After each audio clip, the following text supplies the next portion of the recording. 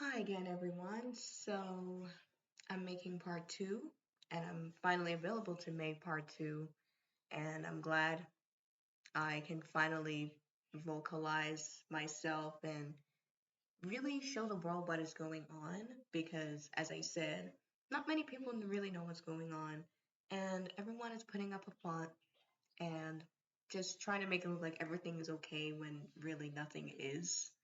So I'm going to continue from the 2019-2020 period coming to now as to why I'm even sitting here making this video. So during that same period again, no contact, just we were just trying our best to make the best out of the situation. My mom trying her best to put food on our table and make it still homely in such a detrimental situation. Because even during that time now, 2019, we were in Reddles again, but that place was just crazy because the neighbors were annoying, stomping on the roof all the time, leaking, intense leaking from the roof. We could even have our rooms. We had to like put our mattresses in a different room where it's not leaking like the living room. So it's just crazy, just nuts. And we make our complaints. We are like, hey, this needs to be fixed. No one, no one came to our aid or anything. So let me just make myself clear.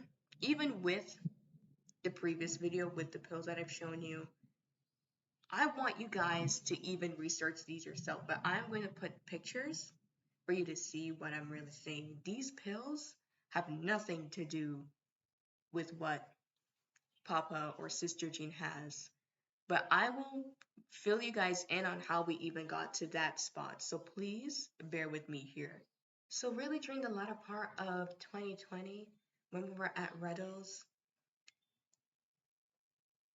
my mom actually knew, I would say a sister in, her name is Miss Velma, and we were telling her about everything with Maxine, and we didn't really knew what to do, and she helped us with getting a taxi to see my own dad because nobody catered for that. Nobody cared to say, hey, Zen, you want to see your dad? Nobody cared. So we had to really literally force or wait in because we never had any fare to do anything or go anywhere. So she sent a taxi for us from where we were at for me to see my dad. And that happened like two times. For the first time, she helped us with that. That was for Father's Day. And I literally had to come out of the gate. The gate was closed. It was like nobody was there. I'm not even sure because these people are evil. It was like nobody was there, and I just had to shout at the gate, hey, Dad, I love you. Happy Father's Day. And looking at Facebook these days, guess what? You can look on Facebook or Instagram right now. In 2020 for Father's Day, Abijah, his wife, and a couple of my sisters on Papa's side literally are at Uncle Carl's house with Dad. And where Uncle Carl was is basically just a 10-minute drive from us because he's at Reddles. So that really says a lot to you. That has to say a lot to you. So what the motive of these people is just clear, completely clear. I didn't even know that that was even a thing that was going on because I don't use social media. How old was I? Just 12. It's just sickening to me. And the way how things played out, it's not surprising. But at the time, we never knew what to think. So it was later in 2020, or going into pretty much January, February 2021. That's when uh they were really trying to like squiggle their way in because I remember, from what I remember, Abijah was at the hospital. You know the sickest thing too? The first time I met Kamara was when I was seeing Papa sick in his last days. That is sickening to know that I knew her in such a disgusting situation and she never even played herself out to be a good person anyway.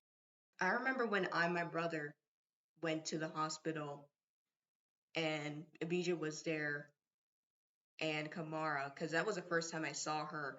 And I remember we came out of the hospital room and I sat with Abijah next to me. Like, you know, like when you have waiting seats.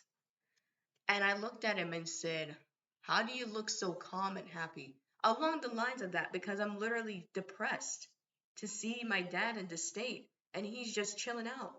So at the time, as I said, I didn't really know what to think. So I asked him, yo, how do you look so calm and collective? And he's just trying to play it off like, you gotta put on a face and play it tough. And even when he's saying that to me, it's not even like his face changed.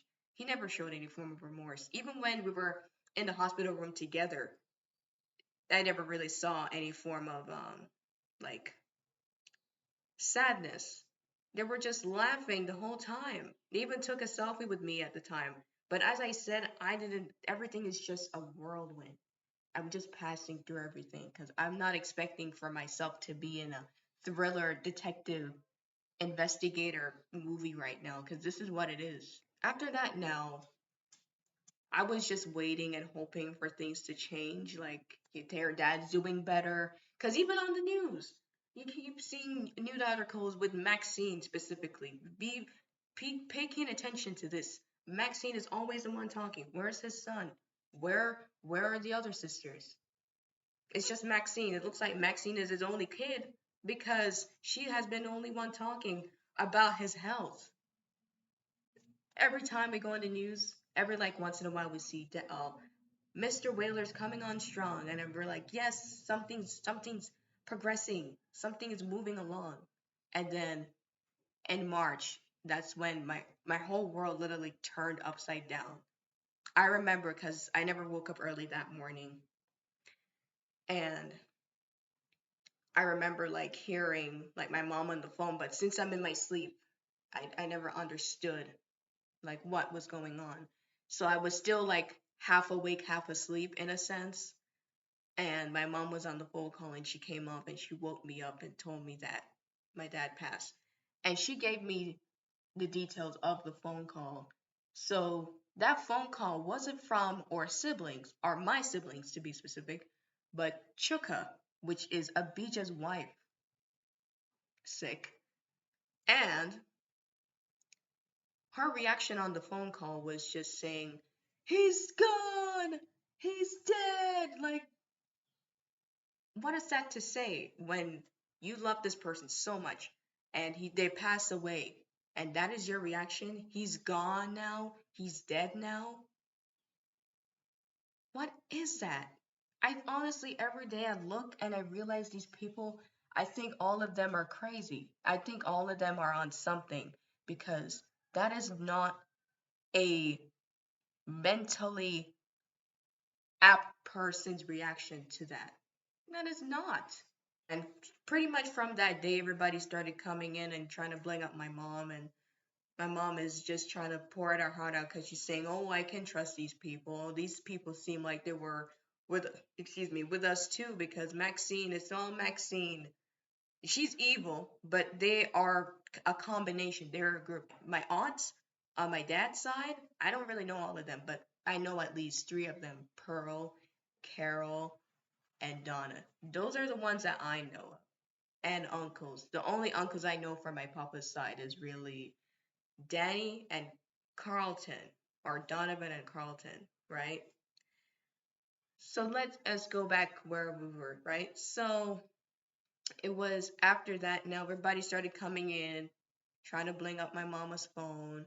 That's how we got in contact with Kamara. They talked for like 3 hours sometimes during that period. And it was it was later that week, that same week, the Friday, we I and my brother went to Dolly Crescent to stay. We stayed for like a week or a couple days.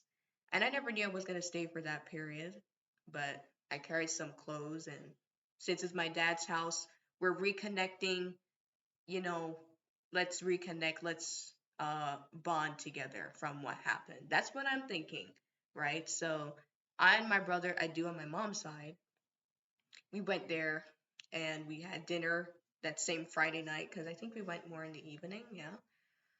We went more in the evening. We had dinner, and I thought that Abijah was actually living at the house because I saw his setup. Because when I went into the house, the first person I went to was Abijah because I'm saying it's my only brother.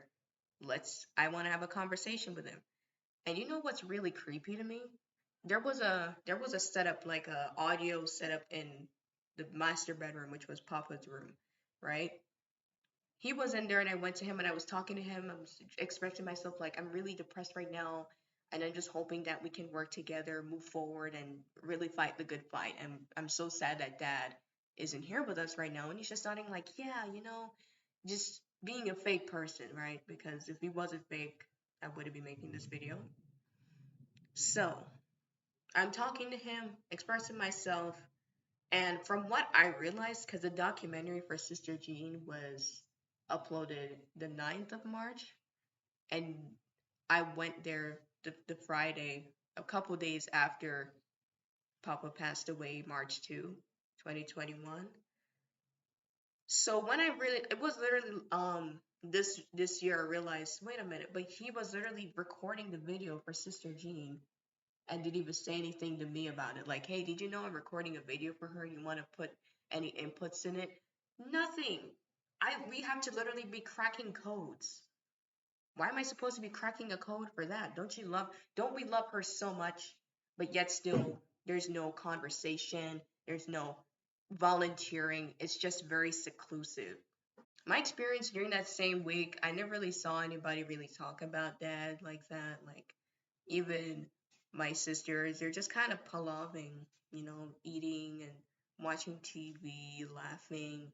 Nobody really sat down and said, wow, that maybe dad, because, okay, dad might not be the most perfect. Nobody's perfect. Stop pooping your pants. Nobody's perfect, okay? You're not gonna expect him to be the most utmost. He's a human being. But you know the best thing is, dad cared for us, okay?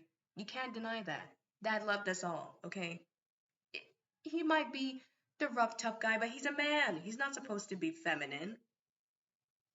What do you expect? And he's a Rasta man. It's just common sense. And even if dad did baby feed you guys, it still wouldn't work because you guys still got rid of him and want all of his stuff. So it's like he tried his best as a man in the time period and it still didn't work. So nobody really had a conversation like, wow, I remember when dad used to do this for us, dad, no form of reflection. Nobody really had that conversation, right?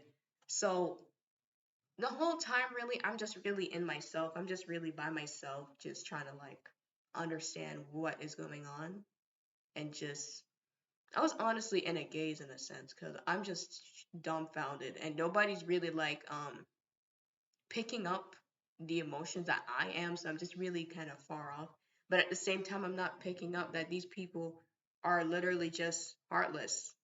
So I'm just chilling out and just I'm really trying to gather what is going on in my life because I'm a 12-year-old.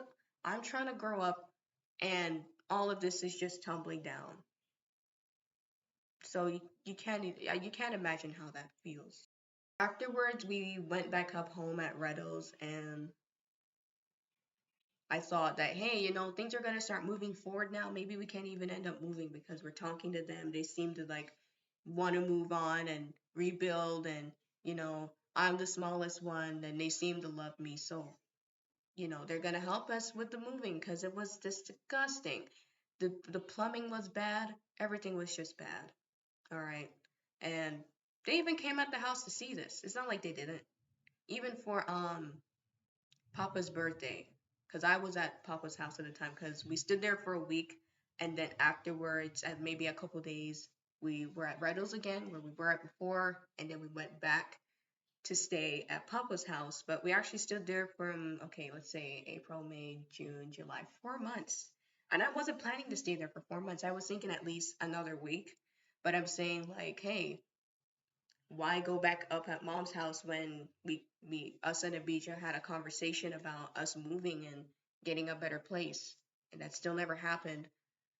So pretty much the whole time when I was there, I'm asking Abija, hey, you got to talk to my mom, and he's like, no, I'm busy.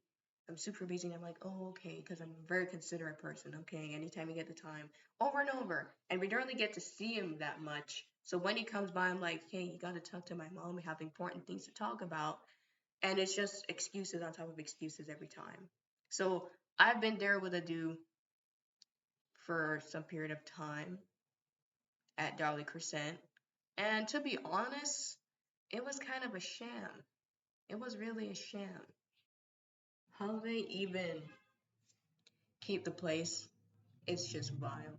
His office is never clean. You always have something. Papa's office, I'm talking. His office always has some trash in it, and they don't even care to look. Sometimes I'm even the one to clean up after that trash because I'm not nasty and I'm not heartless. They have bag juice bags on the ground, matches stick, split heads all over the room. Seriously? And the veranda needs to be swept for months. It's literally black. And bougainvillea flowers from across the street is flying from inside, and it's just a whole sham and a mess. It's disgusting. And sometimes, it was only like 2 times, or 3 times to be specific, since with exams, my mom came by and she commented on their behavior, even putting their foot on Papa's desk and sitting on it. Like, why are you sitting on it? Do you have any respect for Dad at all? They clearly don't. And when my mom and I talk about it, they just look at us and laugh. What is there to laugh about? It's not funny. The first time my mom went there and she was talking to the three of them, because it was the 5 of us there. Uh, Candice, Ebony, Sarah, Adu, and me, right? So the 5 of us were there, and my mom spoke to the three of them, and she was saying like, you guys need to, being an inspirational person, you guys need to keep holding your head up high, don't lose your way, and make sure you teach, Zen the right thing, being a mom, a real mother, and talking to youngsters. And they're giving her a face and just being attitude. My mom didn't pay that any mind. And my mom is commenting on how well I'm doing. Did you know your sister is passing GSAT at 10 years old? And Sarah's like, oh, we were doing that. No, you weren't. Because if you were, you wouldn't be working at a call center. Dad didn't work hard for you guys to be working at a call center. You know what's crazy to me? You know what blows my mind? We have an estate, and these people are working for other people. Think about that. You ever seen anything like that before? You ever seen anything like that before? You really seen? I don't think that makes sense. No wonder Abijah got laid off of his own job at RJR, because come on, dude. Who is your dad? You should have your own radio station, dude. I'm sorry, but it's true. I'm not even sorry. I'm just saying that sarcastically. How are you working for another organization when you yourself is an organization? Like, that's just stupid. I'm sorry, it's stupid, okay? It is stupid. I am not sorry. I just say that. It's just dumb. Okay, even my stay there, I really had to just kind of make my way through, Nobody really was attentive to me or anything. Everybody just minding their business, uh, getting up late, eating, watching TV on their phone, doing nothing, right? It's nothing really constructive or level up. Everybody's just hanging around. And I'm just trying to make it better for myself. Oh, I get up, I go to online classes, do my homework, I'm good. Nobody asks me, hey Zen, how's your homework? You want to help with homework? Oh, or how's your exams going? Because I was there still to do my exams. And let me tell you, these people don't even care that I had exams. They never even cared that I had exams. My mom had to come by to help out with some documents because, exams and, your average school drill. Okay. My mom had to come there, and since there wasn't no food at where she was at, my mom asked, hey, can you give me a little pack so that I can go home with? Sure thing, you're my mom. Why not? And this is Papa's house. Papa would do the same thing. And I was going for the stuff in the refrigerator when my mom came by. And Candice is like, don't give her everything. Like, what do you mean by that? Why are you guys so selfish for no reason? You guys literally love to cave in anything, and you guys don't even take care of it. Because literally in the refrigerator, they don't even eat carrot. The carrots are rotting in there, and it's not even clean. The fridge is literally disgusting. It's literally things are breaking inside the fridge. Plastic plates are breaking inside the fridge because they don't clean it up. There's even a couple moments where I see a cup because I don't walk behind people. You guys are grown people. You guys are very apt to do what the hell you're supposed to do, right? And your cup is there. I'm not going to be washing it. And it's been there for days on top of days till mold was in it. Even like, okay, Papa had a dog. His name was Panther. I love him so much. I don't even know what happened to him, to be honest, because these people don't care about anything. Not even a dog they care about. And if he was there, and Adu was the one that took up responsibility to take care of him because his pen is dry. There's no water and they do not feed him. So what's the point of being there then? Just you starve yourself. How about you don't drink anything and starve yourself? Because why are you starving the dog? You guys are so high on your horses that you can't even feed the dog and take care of the dog. Backyard. The backyard is just filled with breadfruit leaves. There's 3 young women at the home and nobody is clean. Everybody's just nasty. I didn't even want to touch on hygiene yet. These people don't get up and shower. And even inside of their rooms, they don't get up and shower and they're locked up in the room. So the room is just smelly and sweaty and moist. And when they open it, you can smell their odor. This is just disgusting. And they want to judge me? First of all, you don't even shower. During the examination period, the internet bill cut off. I didn't know anything about any form of internet bills to be paid at that time. I'm not responsible for that. And I couldn't get to do my exams that day. So I had to literally redo it the next day. And when I did that, I went, okay, the way how I even got to redo it the next day, because it's like they had a flow modem. So, that 24-hour period, you have to wait until like the evening or something. I'm not sure, to be honest. I'm not responsible for that. So the next morning, I had to get ready and do my online exam at Abijah's home. And when I went there, Abijah's scolding me. Why are you scolding me when I'm not even the one responsible for that? I don't have to say anything. I'm doing my exams. I don't know anything about bills. I'm a kid. You're blaming a kid for bills? And he's just talking his mouth away, and I'm just looking at him because I'm saying in my head, dude, why? I have nothing to do with this. I did my exam, and I went back to Darley the same evening. These people want to take themselves as the perfect guardians for me, but let me tell you this. My mother has never missed out on internet. No matter how hard they made it, my mother has never missed out on making me have internet because she has been a secretary and she was the one that owned Solomonic All Saints, and she's always been on top of her bills and making sure that everything is in check so that I am not late on anything. I was just remembering too, literally the first weekend I went there for dinner, and it was during the first time I really was there with them. I remember Candy showed me a photo. It's this disgusting photo of with a caption with what kind of vagina you have, with literally drawn photos of the female private part. These are big sisters. These are responsible big sisters. They will play their nasty music sometimes, and I just have to plug in my earbuds and just zone it out. Even on the TV, woman twerking and just this disgusting stuff, and I just have to just ignore and just zone out because it's like they're trying to poison my mind or something. Speaking of poisoning my mind, I remember it was during the same period as well when I was there with them, and there was this guy called Ozana. I don't really know much about him, but my mom says she recognized him more like in their like mid 2010s, and he used to hang around dad for like weed. I don't really know much about him, but I remember they were saying, "Hey, we're going to a football match. We're going to watch football." And I'm like, "Oh, cool, we're going to watch football. Awesome. I love football." Right? And guess where they took me? Painland.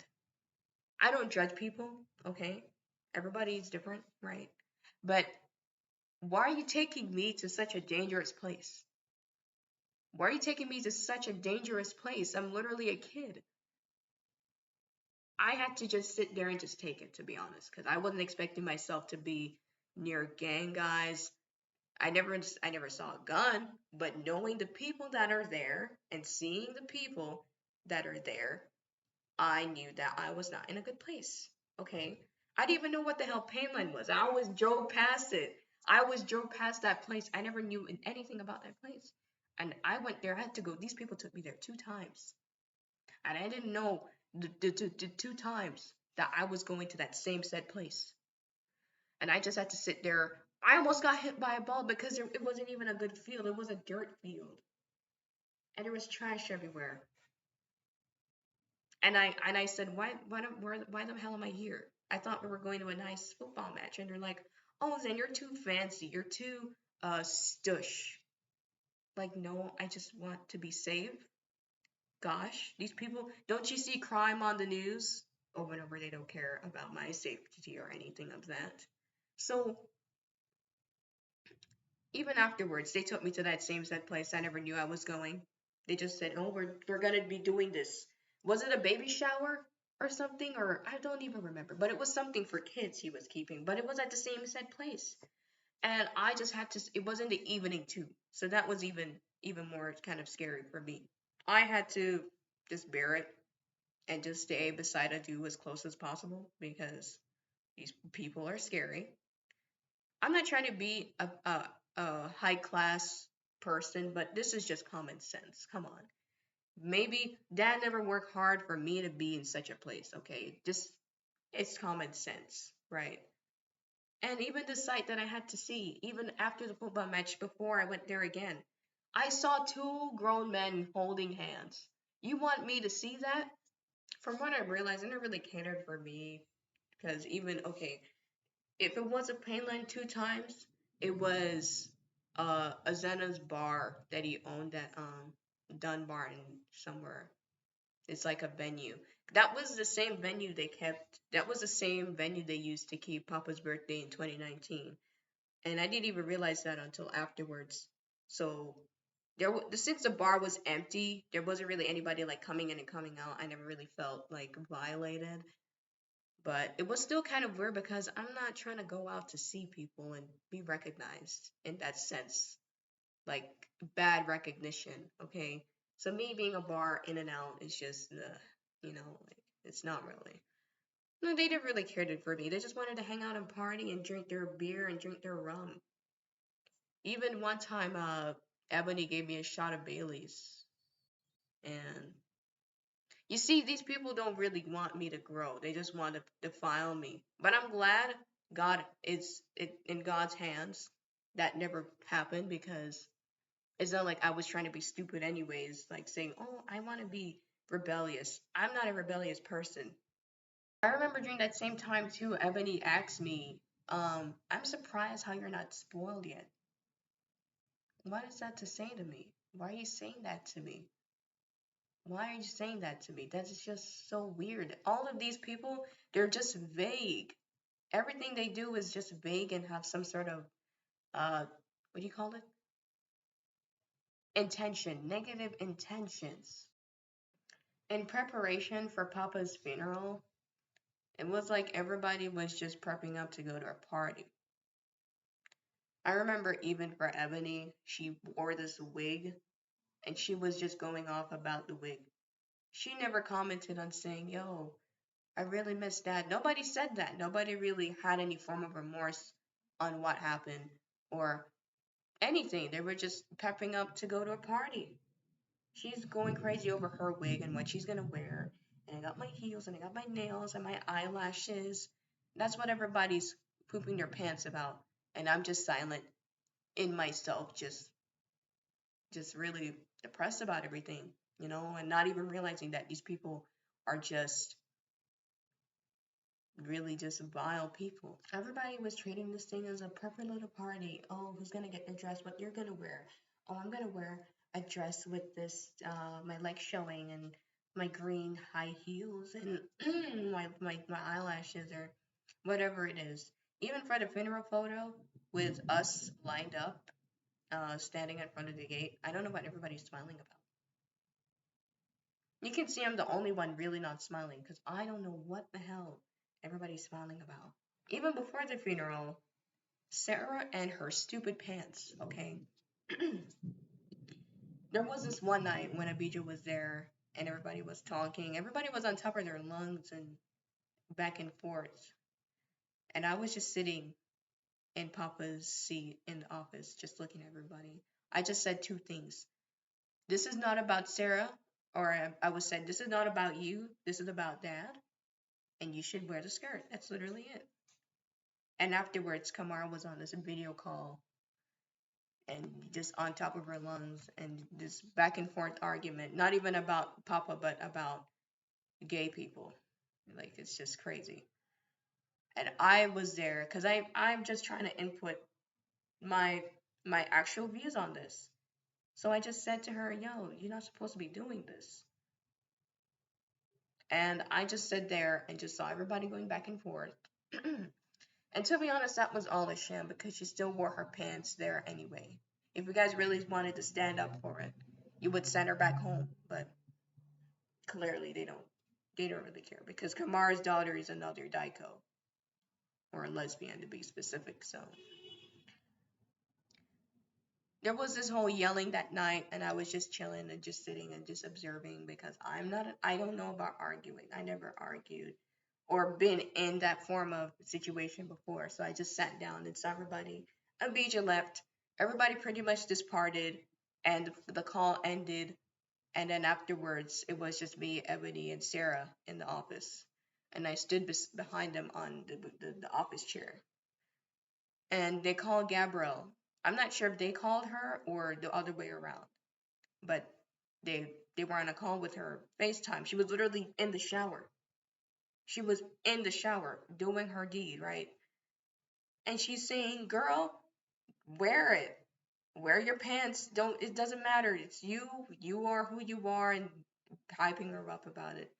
And my head is literally spinning because I'm saying, "What the hell is going on?" And I pooped my pants because I'm saying this is just crazy. Everybody, nobody really cares about that. Everybody just wants to hype up and write on his name and say, "You see me? I am Sarah because I am the Daiko of the family and I'm wearing a pants. You see me? I'm wearing a pants and everybody's supposed to look at me because I'm wearing the pants and I'm the man of the family. Don't look at a beach and look at me because I'm the man." That must be what she's saying because why are you going to such a hard extent to literally disgrace your father or father? Seriously? Everybody just took that, and the whole time, even during the funeral, everybody's just preppy. Oh, I'm going to show myself in my new outfit. Even Abijah's mom acting with a stupid crown on her head. Why do you have a crown on your head? What does that show? What is that saying? You're the queen? The queen of what? Nobody had anything to say. No elder, not even, not even her with the stupid crown on her head could say anything up to Sarah and say, "Hey, why are you wearing that? This is about Dad. This is." But to be honest, I'm not even gonna go deep into this yet because Dad has some very negative things to say about even Abijah's mom. And this is not a word of mouth. This is what happened. Okay, she literally got banned from Dolly Crescent due to her nastiness. You see why she got banned? This is not even banned from Dad, but Grandpa. Okay, this is due to the time I never existed yet. This is from what pretty much Mom told me. So Uncle Tosh crashed, and she thought it was Papa that crashed, and she was like, "I hope Bunny left something for me." And everybody's like, "No," because she said that on the veranda of the Arley Crescent, and everybody's like, "No, Peter, Uncle Tosh crashed," and that's how she got banned from Grandpa to not be at the house, and they still let her come. Everybody upholds this selfish, gravelicious, evil mentality. Nobody's against it. Everybody loves the selfish, gravelicious spirit, right? Nobody cares about anybody. Everybody's, as I said, pick chicken, right?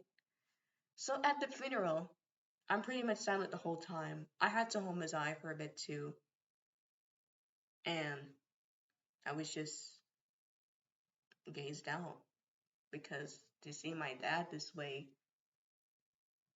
is just crazy, you know? And it's like intuitively I knew something was wrong, but I just never I never had like the mental capacity to really pick up on the energies around me. So I could just all I could do was just try to um bond with myself in whatever means. And even the speech they gave me. Let's talk about that. What does that speech have to do with anything of the funeral? What does independence have to do with the funeral? What I honestly think that's a subliminal message. What they're trying to tell us, which is pretty much me and my mom, is that you're on your own. You're on your own. What does that have to do with anything? What does independence have to do with anything? All of their actions and the things they do is just subliminal. There's nothing clear, like straightforward, like this is what I'm saying, this is what we're doing, you're in it or you're out. No, it's like they were trying to rope us in, especially me, just trying to see like, oh, let's see, can she uh what do you say, get bribed by us and work with us and be a spoiled child. I remember they kept Mazai's birthday at Papa's house when we were there. And before everything was really set up for the evening going into the night, I remember going in Sarah's room for a perfume to use, right? Because I never had any. And I saw this girl in her room they were sitting together on the bed. I was like, oh, hi. Because I'm thinking, oh, I don't know anything about any gay stuff. I don't know anything about that. I didn't even know she was in that lifestyle. I just thought she was just a tomboy. So, oh, this is your school friend. Hi. And I just left. And then afterwards, there was like this back and forth. Like, I was really confused because I saw this back and forth with Abijah talking to Sarah, and there wasn't any form of scolding. I just saw them talk to her, and then the girl just left. And the girl left mid party. Like, when the party was just starting to start, she walked through the office and left. And it was afterwards when I went back home, I realized that there was some nastiness going on. Are you serious? You're bringing your woman and your nephew's birthday party? You're sick. Everybody upholds this and praises her and uphold this. Everybody's just like everything is okay, everything is fine, nothing's wrong. Everything is wrong. Even for let me go back into the funeral time now. I was in the limousine. We were in the limousine, right? There was Mark and Kamara's son and Kamara's daughter, uh, Candice, Ebony, Saffron, Sarah in her pants, and I, and the driver. And everybody was just happy and laughing the whole time. Everybody taking out their drinks out of the limousine, and everybody's taking pictures and um, smiling and just everything's okay, nothing's wrong. There's not a moment where I heard them say, dude, this is really sad, and I really hope that we can recover from this. And there's no form of bonding. Everybody just happy go lucky. There's no form of remorse. I was the only one silent, too, honestly. My mom was looking back on the recording of the funeral, and she was saying a specific priest, too, is not even a priest. He's an RGR um, or IRFM. I don't really know, but he works for a radio station. He's not a priest, which also raises even more alarms for me. It's like no matter what these people do, it is just frauds. Just every bit of fraud they can put in, they will. So driving to Papa's land, that was also another ruggedy road, and I was the one that had to carry the portrait. Everybody was just preppy, as I said before. Oh, you carry the portrait, and oh, you do this, and we do this, and everything is up and fine and dandy. And I was just numb, just mourning, and everybody's just happy, jolly. I remember staying at Papa's grave too, and there was people videoing. I get there's going to be people, but they have no respect. There's people literally videoing Papa going into the grave. And I remember I'm standing there and there was a couple. What is the point of the security? There's literally like 5 security guards there, and no form of repercussions for these people were being made. I saw this and I just called one of the security guards to stop the people, or one person specifically. I'm not sure behind, but there was one person in the forefront that was literally videoing. I didn't even know who that person was. It's not even like us as family, but a random person. And I called one of the securities and say, this person is videoing right now. Can you stop them, please? And it made no effort really on stopping that. So I was just left in a limbo. At the land, I remember there was Indian, which is weird because Indian seems to be a very fishy guy to me because he was there when Sister Jean went missing, and that rubs me the wrong way. But as we are starting to see now, these people are just working together. So he was the one really dealing with the food or like the soup or something like that. And I remember going up there to get my food, and he was very rude to me, extremely rude to me. I didn't even pay that any mind. I just took my food and sat and ate. Why are you being so rude to me? That is so disrespectful. There was no tears in me left to really cry. And going back home was hell. Nobody organized this. Okay, we were at Papa's Land and there was this mayhem on going back home. I literally had to be packed in one of Ozana's vehicles. But since his vehicle was so small, everything was just jam packed. I wasn't planning for this. I'm saying, oh, we're going here, we're coming back home. With Azana's driving now, I never even went back. We never went back to Darla Crescent. We went back to Ebony's house. And even midway before that, his car broke down and it was just hell. I didn't even know what was going on. I just wanted to sleep. We went to Ebony's house it was pretty much early in the morning. And to be honest, I wasn't expecting that. And I had to just go because since my mom, we communicate, we still had a form of contact by email on my tablet. So, of course, I'm going to tell my mom that I'm literally somewhere else. And my mom broke down. It was afterwards she told me that she broke down because she's not expecting me to be there. They're just carrying me all over the place. My mom just had to encourage me to just stay safe and just look out of my eyes because the back and forth is just extremely unsafe for me. Oh, also, after the funeral, Chika came by the house for Mazai's birthday because Mazai's birthday is after the funeral. She came by because I was in Papa's room. She came by in the room and my funeral slippers was there, and she literally came and asked me. She was trying out my shoes randomly, and I was just gay because I'm saying, "Why are you trying my shoes?" And she tried my funeral shoes and say, "Oh, this can fit. Can I take it?" And since I never understood, I just said, "Sure." But looking back, I am saying to myself, and even my mom, why didn't you ask my mom? Why are you asking me for my funeral shoes? Who wears somebody else's funeral clothing? Why would you want my funeral shoes? It was after during the exam period still. My mom came by at Darley Crescent still because I was still there during that time. And I mean, there shouldn't be a problem with my mom being there because my mom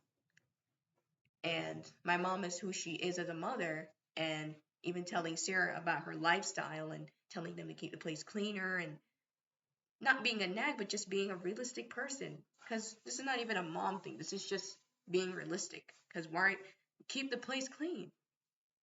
Stop being a sinner and talk to God about your lust. So when Sarah heard all of this, she literally slammed the door on her, which is also extremely disrespectful. And that was what led to Abijah coming by the house with Chika It was at the same night, pretty much. Yeah. Even when my mom went there, the Sister Jean's door was closed, which is also odd to me. Like, open the door. Like, we know she's not alive, but to keep her alive in spirit, open her door, show some respect, right? And they have a problem with that. So all of this went to from them to then they called it Bijan and he came the pretty much that night and he was like scolding my mom or something and scolding me for no reason. Even when we said to him, me and her still correspond on email, and he drew back. Like, why are you shocked? And I'm not supposed to talk to my mom? Speaking of talking to my mom, even when I was there too, before they even came, like during that like May, April, they plugged out the house phone. So they clearly don't even want me to talk to my mom. My mom was calling for 3 days straight and couldn't get us. My mom was scared. My mom was scared because, back and forth, we're traveling and stuff. And I make sure I always keep my mom updated on what's going on. So afterwards, I'm telling him, well, we weren't telling him anything really. We're just explaining. We were just really in a more general conversation, but he was like scolding us about nothing. And afterwards, the audacity he has as a grown man and an older brother to ask a minor if she wants to stay with her mom or stay with irresponsible young adults. It's a good thing that I am smart and so that I am staying with my mom because these people are crazy and they have no respect or any form of morality. Sickness. Why are you asking a 12-year-old or a 13-year-old or anything below the age of 18 if I would want to stay with my mother or not, but with irresponsible young adults? An important note before we even went in the car to go up, he was talking about Candice and how she is his eyes and his ears and know what to say when the cops come by. And it's looking back in hindsight, that is not even surprising because what happened with Sister Jean and with Dad and the pills that we found.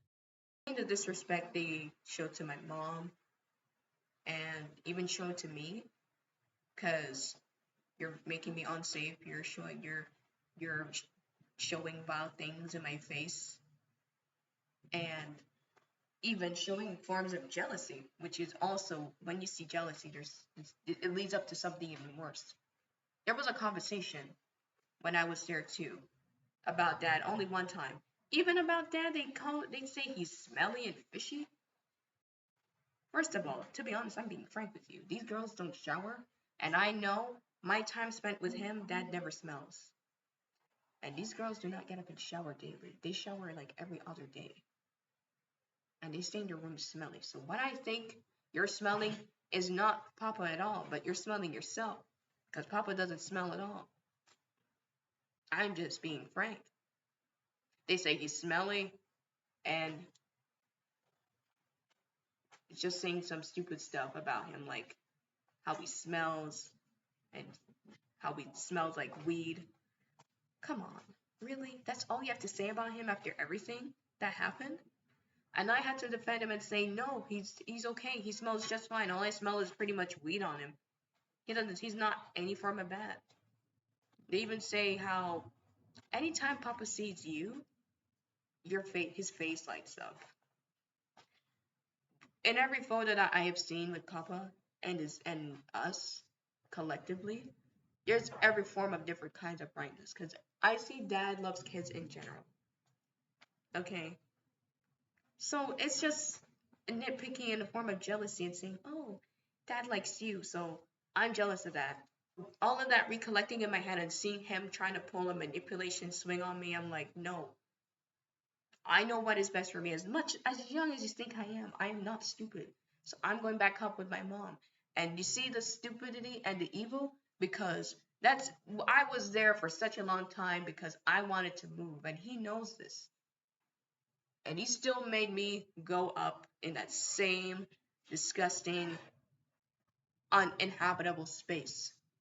The modem that we had at the same home that we were at Reynolds, it broke down during the same March. But since I was at Papa's home, it wasn't really much of a bother, and Mom can just use service.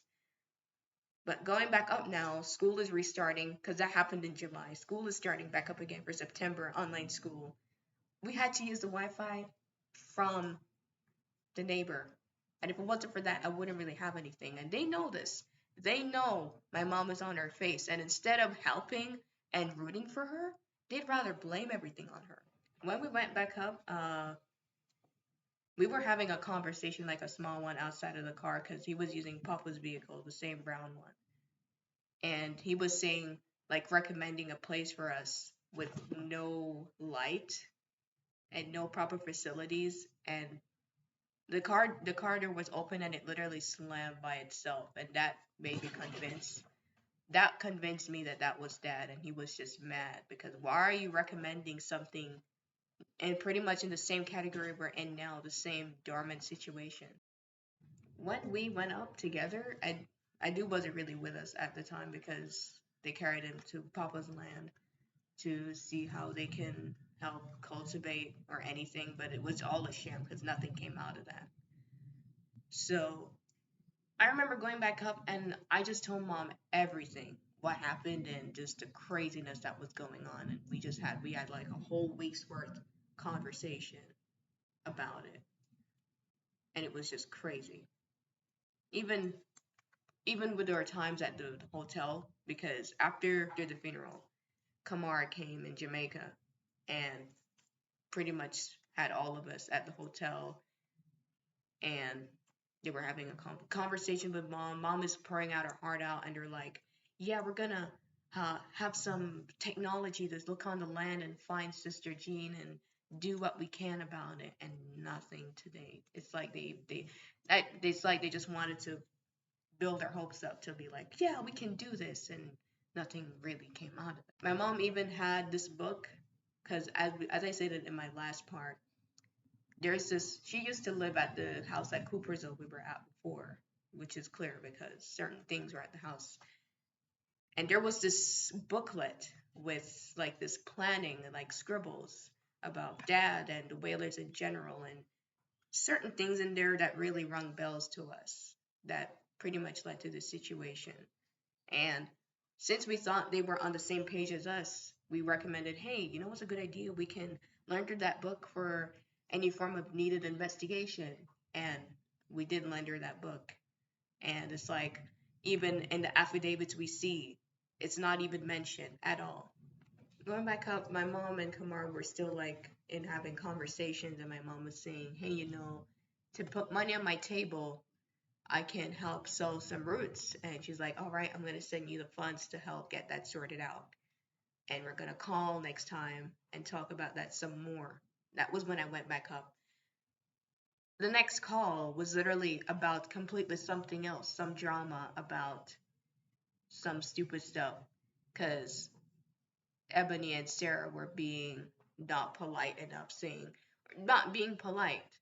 And I'm saying, hey, you guys need to be more, say more better good mornings or excuse me's because, we're around older people, right? That's all I said.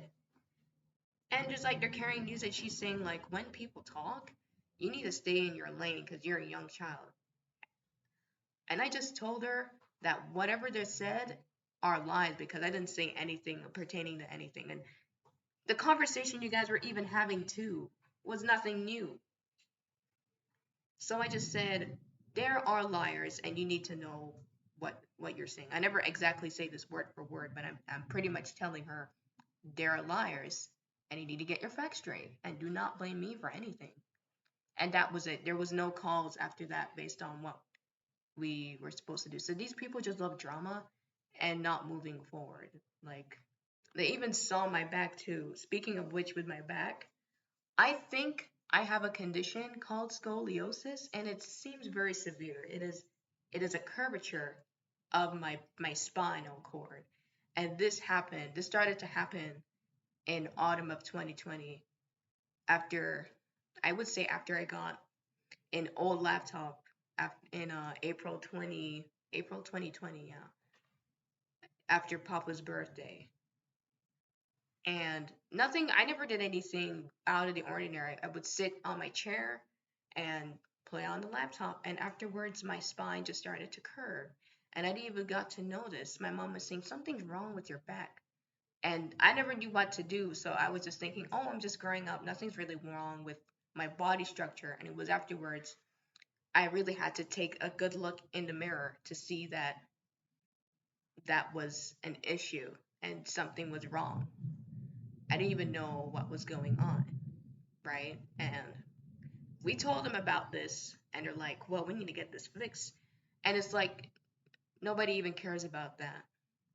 Even right now, it's like everything, the most important things aren't even talked about. Everybody's just looking for their little money and their little fantasy and their lust for power and desire. Nothing important. You either get used or nobody cares. The lust for power for everyone. Even at my stay at Darley, it wasn't any better.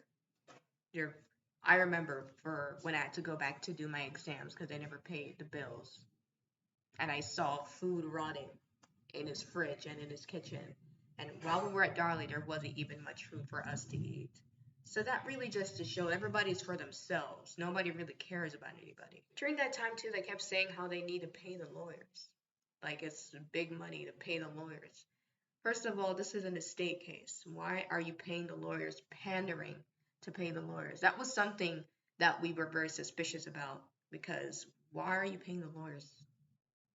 This would be our first family meeting we were in because these people are very suspicious. So we don't even know what's going on in the background. So for me, this was the first meeting we had, and based on the estate and with the lawyers, or with the lawyer, Mr. Bumbaka, Simon Bumbaka. And there was this family note that, not family note, meeting notes that Abija sent to us prior to the meeting on Zoom about the points that they were going to talk about. And those points were about the estate and Portland and making money off of it, the safety of Darley Crescent, and my welfare. That was a point in the meeting, or supposed to be in the meeting. And today, that's not even dealt with. That's not even a thing. Even in the affidavits now, only one time for a sham to just really put up a front. He mentioned that, the saying, the welfare of Zainab Livingston. And that's it. There's no form of welfare for me, Zainab Livingston. Based on the meeting, Mr. Simon asks, or not asks, he stated, anyone has any questions, you can always ask, right? And my mom, in her rightful self, asked about Sister Jean's case. And his response to that was, well, not word for word, but his response to that was, she shouldn't really be asking those questions. Like, what is that to say? This same laptop I'm recording right now proves that these people don't even care if I have one. Kamara came in August of 2021 for her marriage, and during that same time, she sent this same said laptop right here. And she was the one to call us and ask, did you get it yet? Did you get the laptop yet? And we're like, what laptop? And she was like, wait, that wasn't sorted out yet? It was literally when my mom was working for this elderly lady, because my mom is seeking, she's trying her best. I remember it was pretty much in the morning because we have to be taking care of her in the mornings too, early in the mornings. And we were like, you know what? We're not even going to call these people. We're just going to go at their house and get it. We didn't want to call and then they would say, oh, the people use these kind of manipulation and psychs. Oh, we're not going to be there today, so come back like next week or something. So we were like, we're going to head there. So even on our way there, we literally passed Abija in Papa's vehicle. I'm not sure where he was going, but we passed him. And we went there and we received it because Trika was there actually. I think her grandma was there too. I'm not sure, but it was a relative and Mazai, from what I know, because we never went inside. I realized they're very standoffish with even going inside too. So even when I attained this felt like it was used because there was no plastic. It never had a new scent. There wasn't any box it came in. It just came in with the charger and this, and that's it. All this hype about Zenab's welfare. You guys ever want me to do online schooling when you guys have my device using? How low can you go? It was during that same period too. I was the one that pretty much read the whole affidavit, the first one that was sent to us. And I read through it so well that I even found a typo in it. Now that we're still having back and forth, even sending pictures to them about our living condition, and you're saying like, hey, we have two empty houses at Spalding, and we were like, wow, awesome. It was the Friday morning. Was it a Friday morning? One of those mornings. We made sure we packed up everything, all of the stuff we could carry with us. And it was early in the morning, and they came all the way at 5 p.m. going into the night. And they came with Venris, one of our grandma's relatives on that side. They came with him because I don't really recognize him so much. It was during our stay when I was at Darley. I met him at Clarendon at one of her relatives' homes. No, not really having any form of relationship or bonding. So he even came there too and was saying, this place has termites and all of that. And we were like, we know, that's why we packed up our stuff. And you guys said we were going to move out today. And nothing. They just came, even with the modem too. They just came with this modem and said, all you're gonna do is do this with schoolwork, like I'm a robot, and I'm not supposed to do anything else but do school. They came and looked again like they're stupid, like we didn't send the photos already. And before Abijah left, I remember he said something to me like, he hugged me and said something like, "You're lucky that I love you." What do you mean by that? That means you hate me. Extremely visible that you hate me. How you treat me, how you treat my mom, and how you treat everything that is important. You show hatred for pretty much righteousness. Seeing the rigmarole and the disappointment, my mom is seeking and even begging. I'm not even shy to say it. We're putting away our pride. My mom has to be going away to beg so that things can move forward. And during that same period of begging, even after, because we're realizing that these people are junk. These people are a joke. They don't take anything seriously because we're literally being vandalized. And they don't care about that. So my mom, during that same time, met one of her, I would say, colleague during the times of when she had the school. He used to sell roots, and he had this Ito restaurant at Papine. And she decided to get in contact with him and told him about our situation, saying we need somewhere to stay, we need somewhere to live.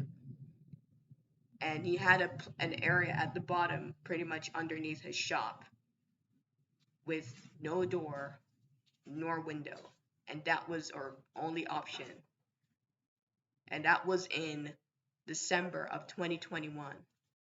We couldn't stay at that place any longer. Because even coming back for our stuff, they were literally trying to break into our home, into our section of, because it was an apartment. They were trying to break in, and it was like, since my mom had a pin on like the curtain of the door, like the entrance door, it's like it stabbed the person and everything was just scattered. It is the grace of God that we are here. I remember when we had the truck, because it was during in his favor that we got the truck to even pack up our furniture and everything to leave. And the one of our last moments, I and my mom hugged and cried in that living room. During our stay, even there, it was haunting. Not only the fact that we were unsafe, but the same people that said they were helping us are trying to disadvantage my mother. And it is a good thing that my mother, despite anything and all odds, stood up and made sure she stood her ground and stood with her dignity. and never got taken advantage of because of the situation we were in. They put us in such a detrimental state. Even for the New Year's, my New Year's meal was cheap cabbage and rice with pretty much no seasoning in it. And my mother had to be working at the restaurant above, that same restaurant above us, because he owns those two properties pretty much. And the little that she got, the 2G that she got, she made sure she could get anything to make our New Year's feel like something. It just blows my mind, but I'm just grateful to the Almighty that we are here now, still being able to speak. For New Year's, they're showing off and saying, well, Kamar specifically was showing off and saying, oh, you know that Candice is having dinner with family. And we were literally like saying, we're in a detrimental state right now. I don't even have food to eat. But they don't care about that. And the same disadvantaging and kind of, entitlements that these people thought they could put upon my mother, she still persisted into doing what was right and still trying to protect me even and protect herself from all of the possible dangers that could have happened. Bathroom facilities, it was pretty much a one room, but it was extended, but it's pretty much one room, a toilet with no cover and no window or doors. My mom had to use this plank board and the bingy drum we had and just put it against with a brick and put against that board, and my mom would just pretty much stay up. Or even I would stay up because I don't really feel comfortable sleeping, but I still made sure that we got up every morning at 6 and went to that online schooling and did what I had to do. We even taught this young man. He was 10 or 8 at the time, and it was pretty much on the road ahead of us. And my mom was just persisting, seeing what she can do and put her expertise out there. My mom isn't a lazy person. I was actually pretty much the one that was teaching him since I'm the one still in school.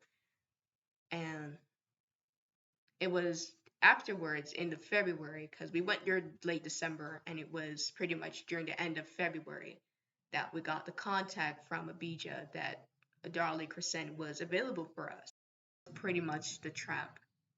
My mom had to use the same taxi driver. My mom knew that taxi driver from pretty much before I was born, and he has been with us through thick and thin, and he never charged her because he saw the urgency of the situation. So he packed all of the things that we could with us in that taxi and went to Darley that same evening in February. It was in fact Papa that made Mom knew that taxi driver. His name is Mr. Swidley. Upon our arrival, we were also got info that Carl was trying to follow us, which honestly, that is nonsense because the only way he would be able to follow us if one of you or any of you had sent the news to him. So it's not really oh, we are against them. They're saying we are working with them because that wouldn't make any sense. How would he know? Make an important point. During our stay there, pretty much the first time he contacted us in February to go at Darley to live, he stated to us that there are 3 rooms that we are restricted from: Papa's master bedroom, Sister Jean's room, and the office. But we were like, okay, we'll work with that. We'll just do what you say. You know what's going on, right? So we complied to that. But during our stay, we realized certain places were shabby and left disgusting. And that compelled especially my mom to really uh, make the place more acceptable and make the place fresher and respect what has been left off. And that was how we found these evidences: the pills, the receipts, etc. And those things were found in the restricted places.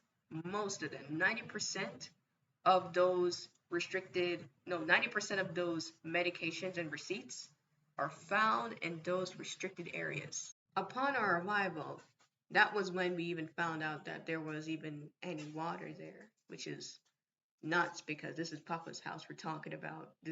Everything's supposed to be there. This the all and they call this the museum, the Whalers, Mr. Whaler's museum, and his water bill is 1.3 million.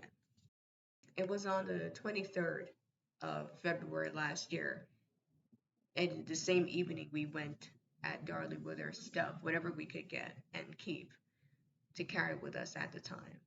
And I remember Bija was on the phone with my mom and saying like we're at our home now, and we're like, yeah, we can start a new page and move on with our lives, right? Because we thought we had support from them still.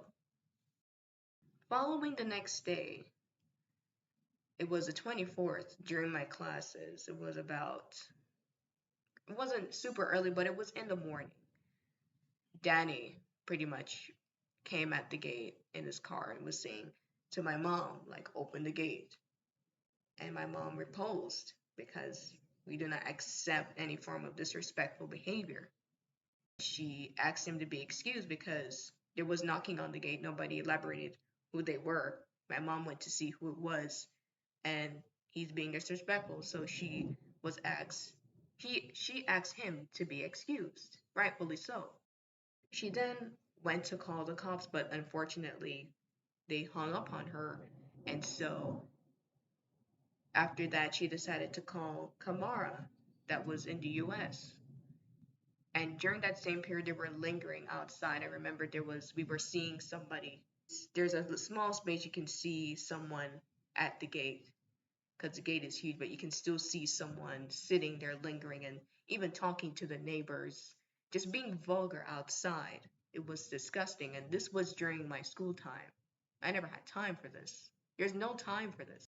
After minutes after 1 p.m., we realized that Tunde was trying to literally hit off the lock off of the gate. And upon this, my mom called Abijah, and he instructed her to start recording. This back and forth, Tunde was like, "We need another tool to take off the lock off the gate," and he went over the gate and got that tool and torn off the lock off of it. And it was after that we saw people coming in that we didn't even know their word.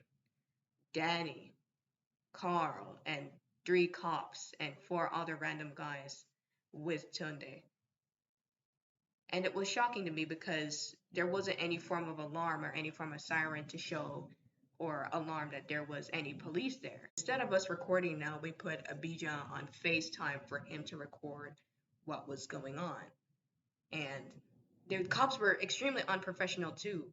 The only cop that was really talking was a big stouted one, and he was walking up to the gate with the 2 other ones, saying, "How come we were outside and you guys didn't let us in?" But in casual talking, like we're friends or something. Like seriously, you guys are cops. That clearly goes to show they like bought out those cops to come there because no real cop is acting so unprofessional.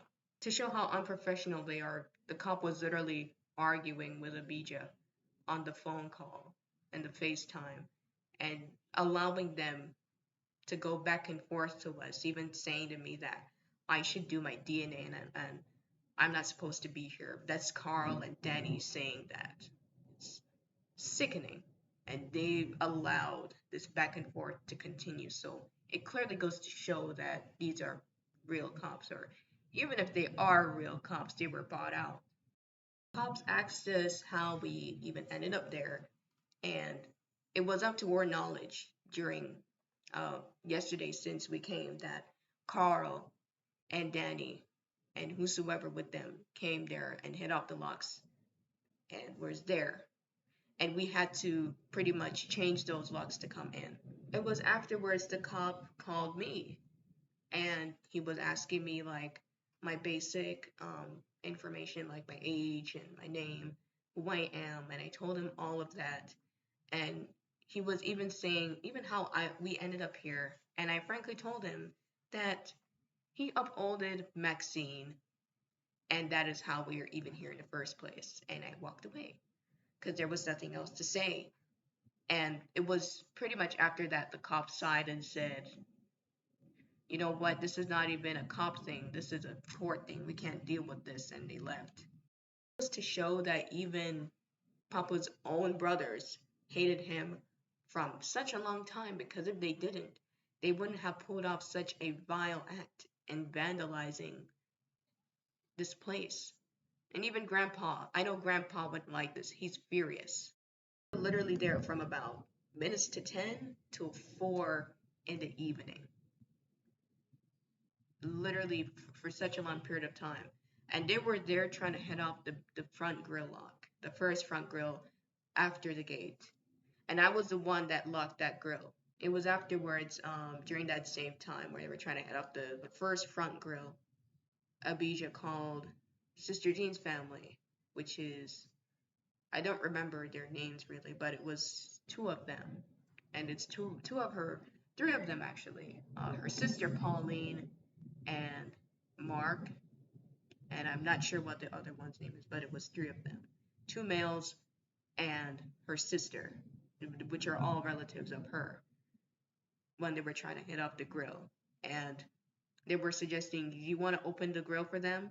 And we were like, no, right? They broke in, so we're gonna make them do their dirty work and hit it up, because they're not opening anything for anyone that is doing this. They ended up like coming in, not really the random men, but really Carl came in and was pretty much just, he barely came in really, but he came in the living room and was blabbering his mouth and came out and left with his cronies afterwards in the evening.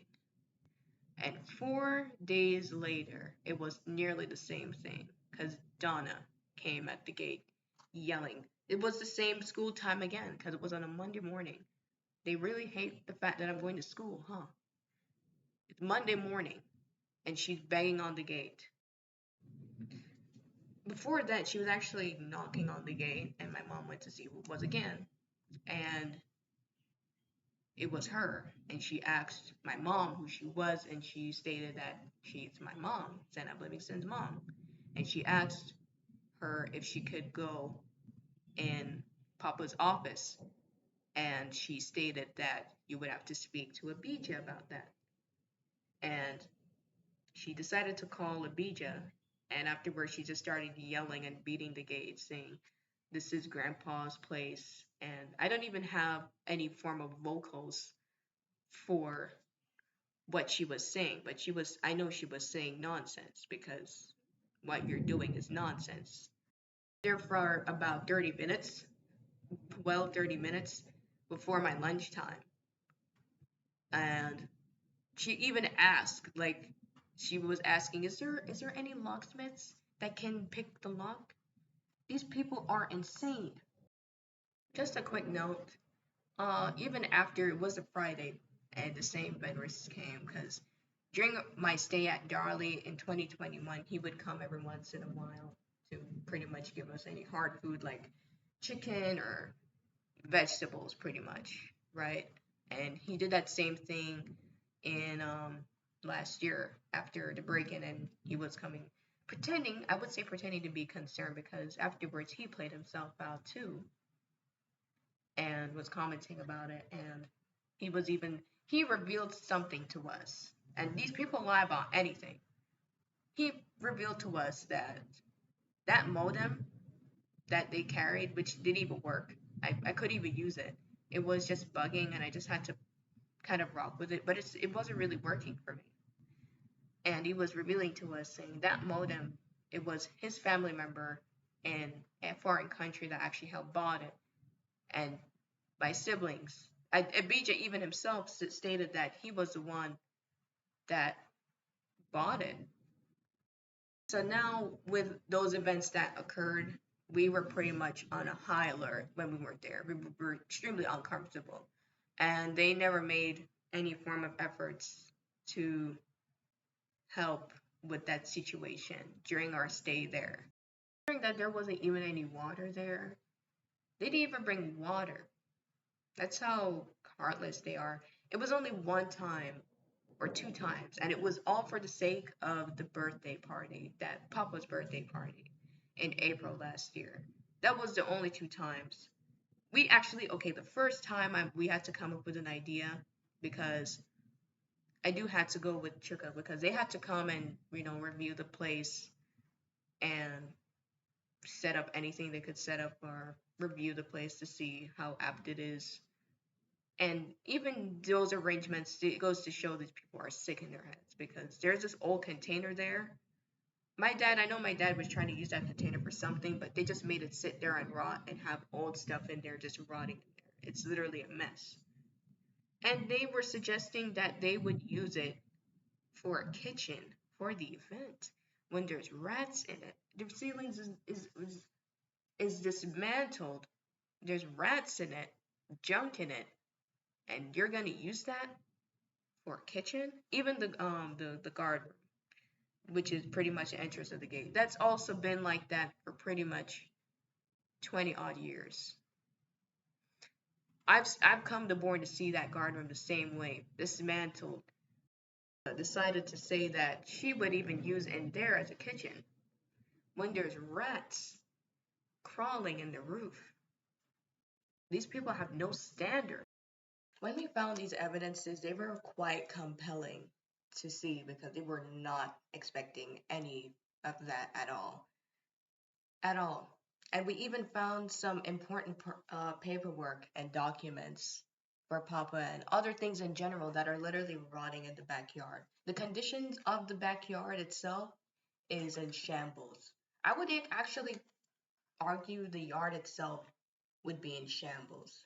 It hasn't been repainted for years. The walls are cracked open, and the wiring on top to pretty much protect the yard is torn off. Some parts of it is torn off, and on the back is pretty much torn open. So it's crazy. The sheds are rotting, and they have important things underneath the sheds that are supposed to be inside rotting. Some of like Sister Jean's sketches for what she does with her clothing, those are literally underneath the shed wetting up because when rainfall it leaks. They are wetting up, and we saw these things. Important work. Even Papa's passport is literally underneath. It was for Brazil, actually. It is underneath a pottery that was bitten up by a dog. So somebody like intentionally put it underneath the plant pottery to like hide it or something. So now that we found these evidences, we spoke to Sister Jean's sister because most of these were really mostly pertaining to Sister Jean and even the pills we found and certain things. So we were like, hey, we found some stuff and I think you'd be interested in helping your sister out and her case. And she's like, okay, I'll get them, I'll pick them up, and I'll go to the police station to help sort them out. Nothing to date. That has not been sorted out. And we actually spoke afterwards, and nothing was said about that at all. So it shows the hypocrisy in the family. Do they really care about anything? No, they only care about money and what they can gain and put up a front for everybody to see. And in the back, it's in shambles. But they don't care if everything is in shambles. They're untidy people. I realize that because if they weren't, these things wouldn't even be a problem. The conditions, even inside, is a mess. The toilets are old and rotting. Well, especially one of them on the opposite side of Papa's home. And the bath is so old and rot. It's just it deteriorated. Let me say that. Even the handles for the cupboards inside of the bathroom is broken off. And the sink is pretty much like deteriorating inside out. Because these bathrooms have been there for years and there's no form of upkeep and they don't keep the place clean. So when we go there, we see the residue of what has been left off. Even, okay, the records room, as I said, inside was pretty much deteriorated, but the back room with Papa's like records and old stuff and CDs, that is in shambles. When I say it's in shambles, it is not a joke.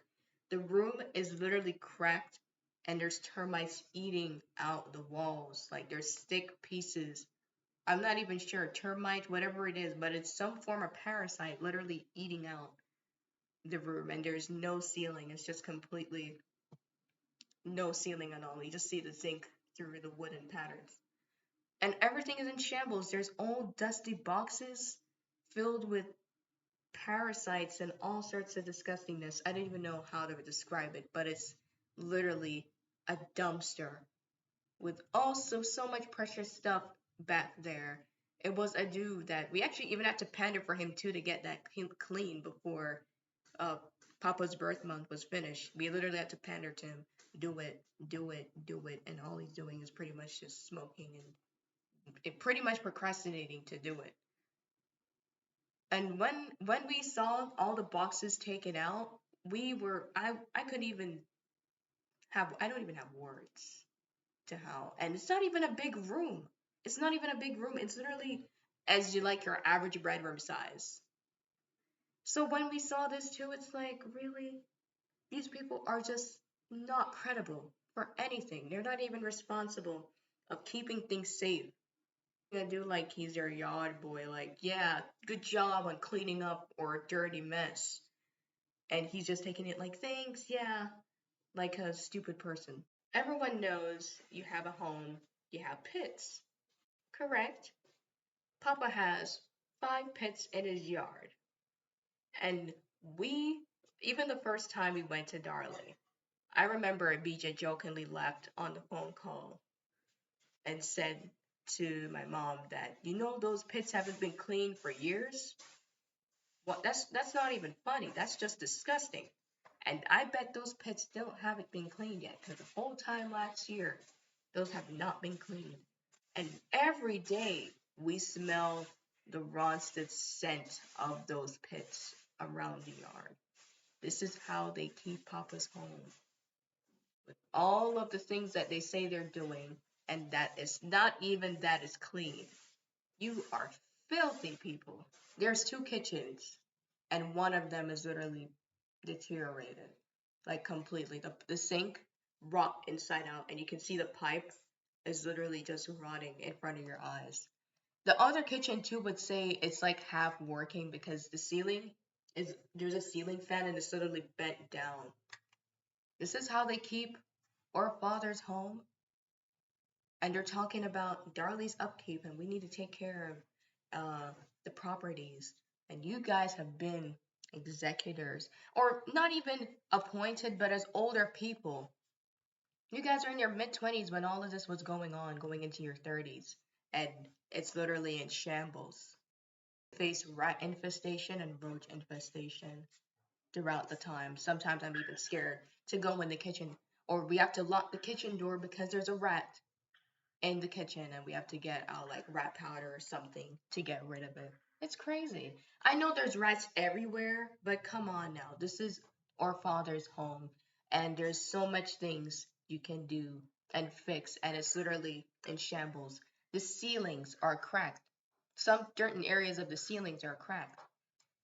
Speaking of even upkeep, Papa's clothes are in rubbish bags in the back rotting with rat poop all over it.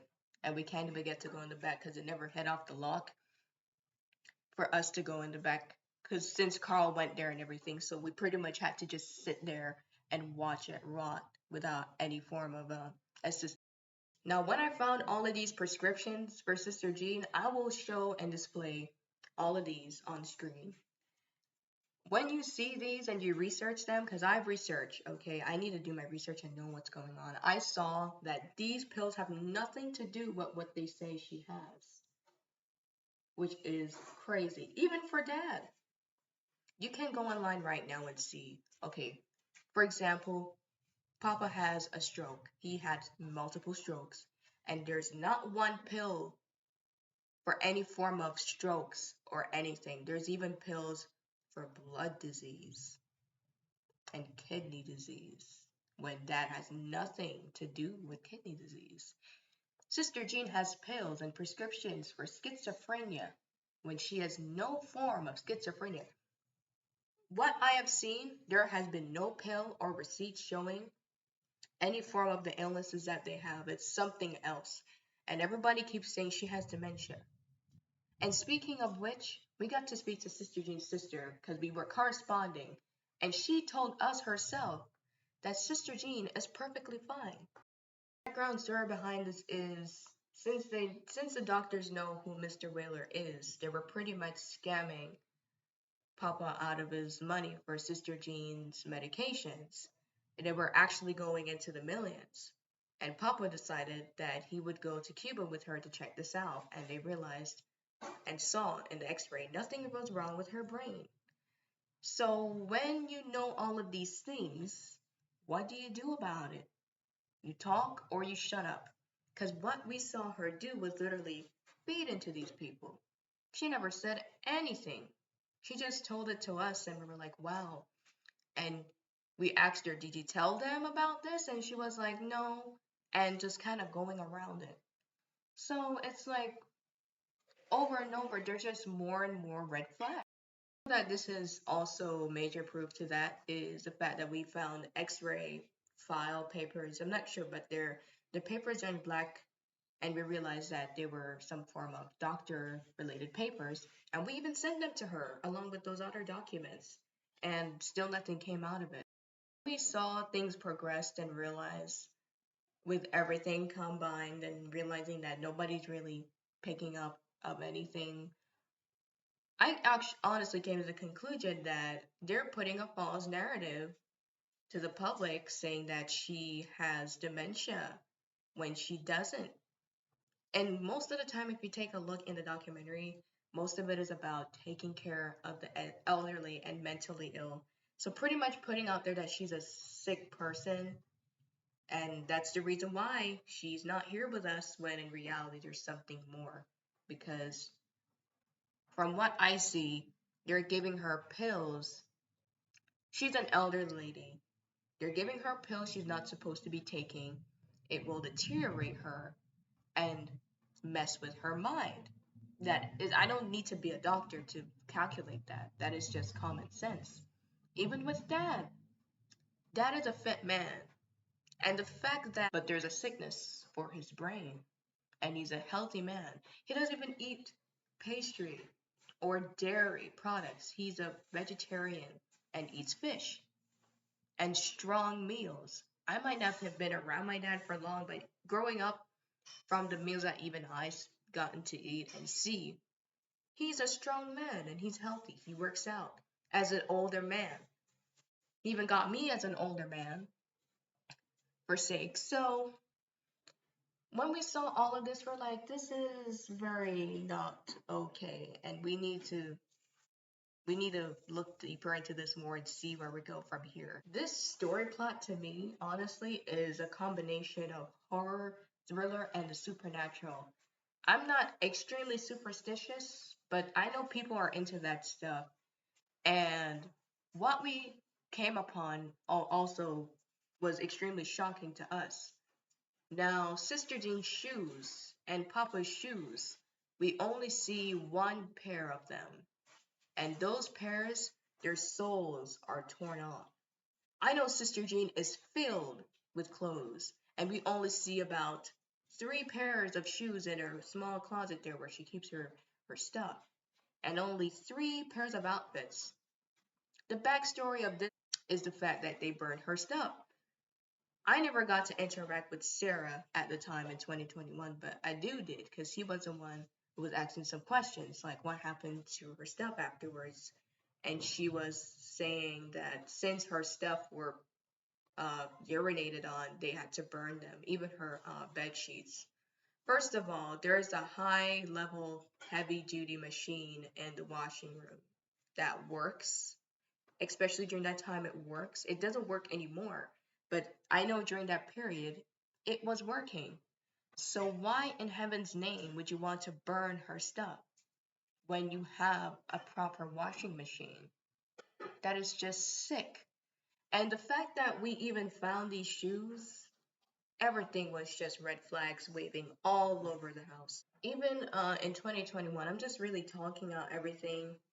It's not really, especially in order, but just follow up with me. This is in regards to Sister Jean again. I remember I just randomly was sitting in Sarah's room and was like, hey, what happened with Sister Jean? Because nobody really spoke to me about her. So it never really got into my head because everything is just a whirlwind. Papa passed away. I'm meeting up with all these new people. I don't know what's going on, and I'm younger. So what happened with her? And she was the three main points, it doesn't really add up with what is on the news article. Papa and Sister Jean were watching a movie on Maxine's laptop. First of all, don't they have a television? Why are they watching? Why is a manager laptop involved in Sister Jean and Papa's life? Like, you see what I'm saying? Like, the fact that that's even a thing is just mind blowing in a negative way. Also stated that she and her, which is Candice, were sleeping in Candice's room, locked up in the room when Sister Jean went missing, and then afterwards Donna Maar told them she left. That is not in the article, neither in the documentary. The fact that these things are not in the documentary is also alarming because there's supposed to be a definite story. Why make a documentary about her when there's no definite story? There's no beginning, middle, climax, ending. There's none of that. Definite that Maxine was there when Sister Jean went missing, and they still don't even. If they were genuine, they would file some form of investigation on her or something. Nothing of that at all. She's in fact Maxine to this day. You can go on Instagram on the Bunny Wailer Archives account. She is still publishing things for Dad, and these people are just watching her do it. But from what we can calculate, they're not opposing against each other. They're just simply working together.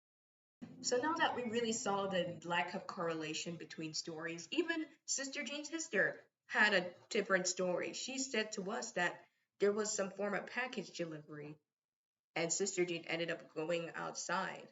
Like, where is the sense that these stories, they have no form of clarity? It's very vague. There's only one clipping online you can see of a security camera, which I also think is a sham to make it look like it's genuine. That Sister Jean is walking along the street of Darley Crescent, and it's only one small clipping of that video. There's nothing else but just that. So you're really wanting to tell me this big gate, and there's okay, because Sister Jean and Papa are incapable. Maxine and two adolescent young women are there, and she just left. She just went out with no form of alarm or anything. But guess what? Did you know that Maxine was a caregiver? When we saw this in the Observer, our minds were blown because, first of all, you are a manager, so called, because you don't even manage anything.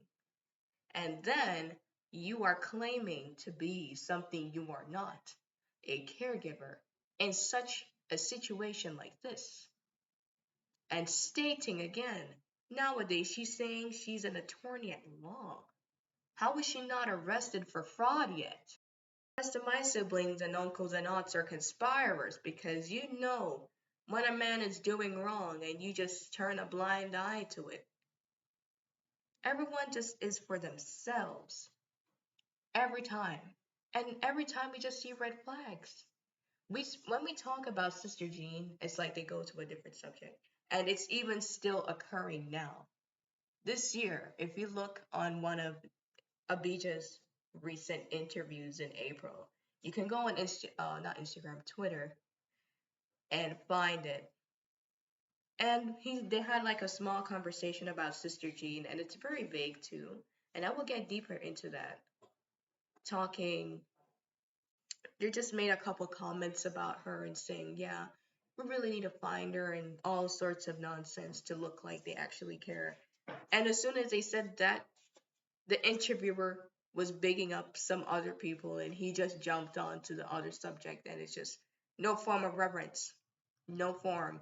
And he keeps saying, yeah, Sister Jean raised us and all of that, but at the same time you have very bad backstory with your mom, but you rather still put out your mom like she's on top, even calling her OG when Sister Jean is the OG, dude, rather than actually showing respect to her. Everyone is just filled with hatred. I was supposed to be being going to school at that time. It was still semi online, but uh, when we say face to face school was still in session during that time, and they still never made arrangements for that for me at that time. They even stated go okay in the summer. They stated to my mom, Kamara, to be specific, stated to my mom that they collectively were not planning for me to go in fifth form. And it's like their dirty mouths were trying to manifest that into being because I'm still in the process of transferring now as we speak. It is crazy to see that I have been in school all of my life and you have not been in any form of present for that. You never called me, you never supported me. And now that we're in contact with you, you're going to say to my mother, who is my guardian, that you don't have plans for me to go to school? What do you want me to do then? What am I supposed to do then? Going into April now, Papa's birthday, um,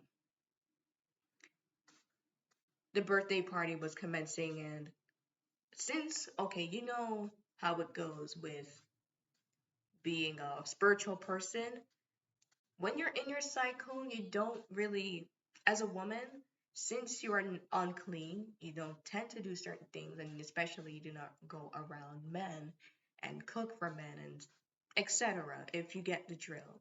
And we have locks on our head. So of course we're going to withdraw ourselves because it's a big party and everyone is out and about. And it also hurts, okay? Let's be real, woman talk. So what we did was pretty much stood around the back. And I remember first that Trika came by and was like, "Hey, why not? What's wrong with you? Don't you want to come out and show yourself?" And we were like, "We are in our time. Let us preserve ourselves." And Papa would love that as a man and who he is as a person, for us to preserve ourselves and stay away from the crowd in such times. And she's like, "Okay." Even Venris, we even told Venris, my mom and him had a conversation, talking, coming out of the Bible, Leviticus, etc., talking to him about it. And they left. And then afterwards, the next day, Chuka, because they left some residue, like stuff to carry back home. Like they said they left some stuff at the home that they wanted to carry back. Chuka and Candice came back at the home and was literally yelling at my mom, saying, "Why didn't you come out? Why didn't you show yourself?" And afterward, we were like, "Oh wait, but on was it Maxine on the Instagram live for the party?" So it's like you guys wanted to show our faces to her that we were there, knowing what we're dealing with, but we never knew they were really still interlinking in any form of way. So we were just like, wow, you guys are really stupid and really dumb and really do not respect dad because dad would not like that. And my mom was just speaking calmly and she was just on top of her lungs. Even Candice was saying, "You guys have no respect for Jebby." First of all, why are you calling our own dad his alias name that the public calls him? What? That is also another detail that I realized with my siblings. They don't call him Papa or Dad or Father. They call him Jabby. Like, you ever seen any other celebrity call their fathers or their guardian's name by their alias name that other people call them or call them like how a normal kid does? So it goes to show how detached they are from dad himself. How suspicious these people are. The next day after Papa's birthday party too, when we woke up, because we always send our references to Sister Jean. We're spiritual people. We say we open up the doors and we, you know, show a form of reverence to Sister Jean. And what we saw was horrendous. Sister Jean's photos were stabbed. And those weren't there before until the birthday party when everybody came, all of her siblings. Well, Abijah was still in the US, so he was on FaceTime. But in regards to her sisters, they were there. And, well, not all of them, but some of them were there. and specifically two of them when Sister Jean went missing. They were there specifically. I'm not sure about all of the other attendances, but they were there for certain. And what we saw was horrendous, and we couldn't believe our eyes. We called Kamara on it, and she said to us that, oh, it's Carl that did that when they were there. Carl and Danny. First of all, men in a masculine, using common sense, men do not usually stab pictures. It would more for them to tear it off or tear it up rather than to stab it. Stabbing is a form of close relationship and passion. It is a passion, hatred, passion of hatred for someone, and a form of closeness to someone. So it is obviously them because it wasn't like that before, and then all of a sudden it stabbed up. So it's not hard to really understand. Seeing how they have reverence for her, and then they come by and that is all of a sudden stabbed. It just adds up. The schoolwork at the time. These people do not care if I'm in school at all. I'm around the desk, or not around the desk, around the table in the living room with her on top of her lungs. And she made a comment on the fact that Chuka made a comment saying, Zenab and I have a strong bond. We always did. First, first of all, I don't really know you. I'm sorry. When I say I'm sorry, I don't mean it. I just say it. I am sorry, but I don't know you that well. Okay? I don't really know you. And you don't choose for me to know you at all because you just come by and do your thing and leave. You don't really care about me and my existence. So do not act as though you actually know. I don't even know you and you don't know me and you don't choose for that to come to progress because I actually talked to her, asked her if she's okay, and everybody's just detached, you know. But she's saying how we have a bond. I was actually mind blown. I'm busy there doing what I'm doing with in class, pretty much typing on my laptop, and she's on top of her lungs.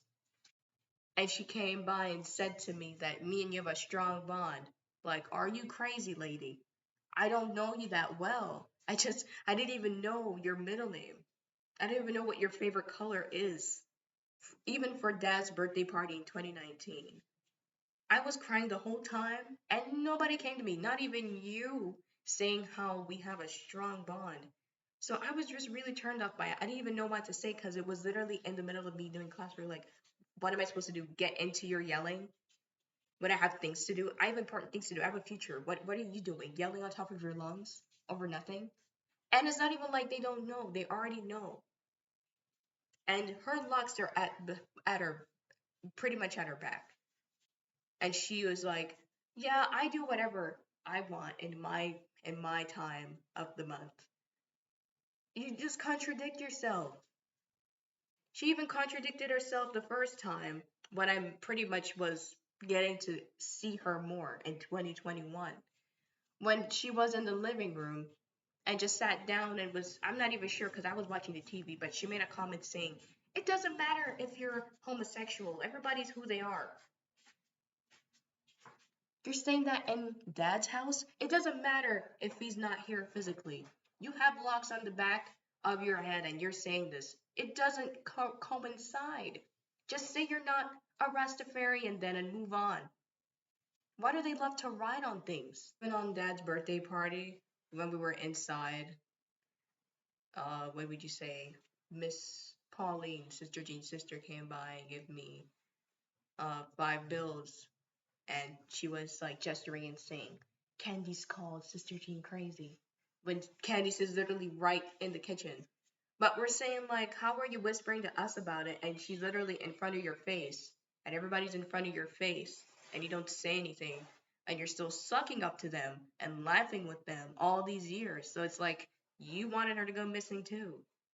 Because if you didn't, you wouldn't be sucking up to all of their crap.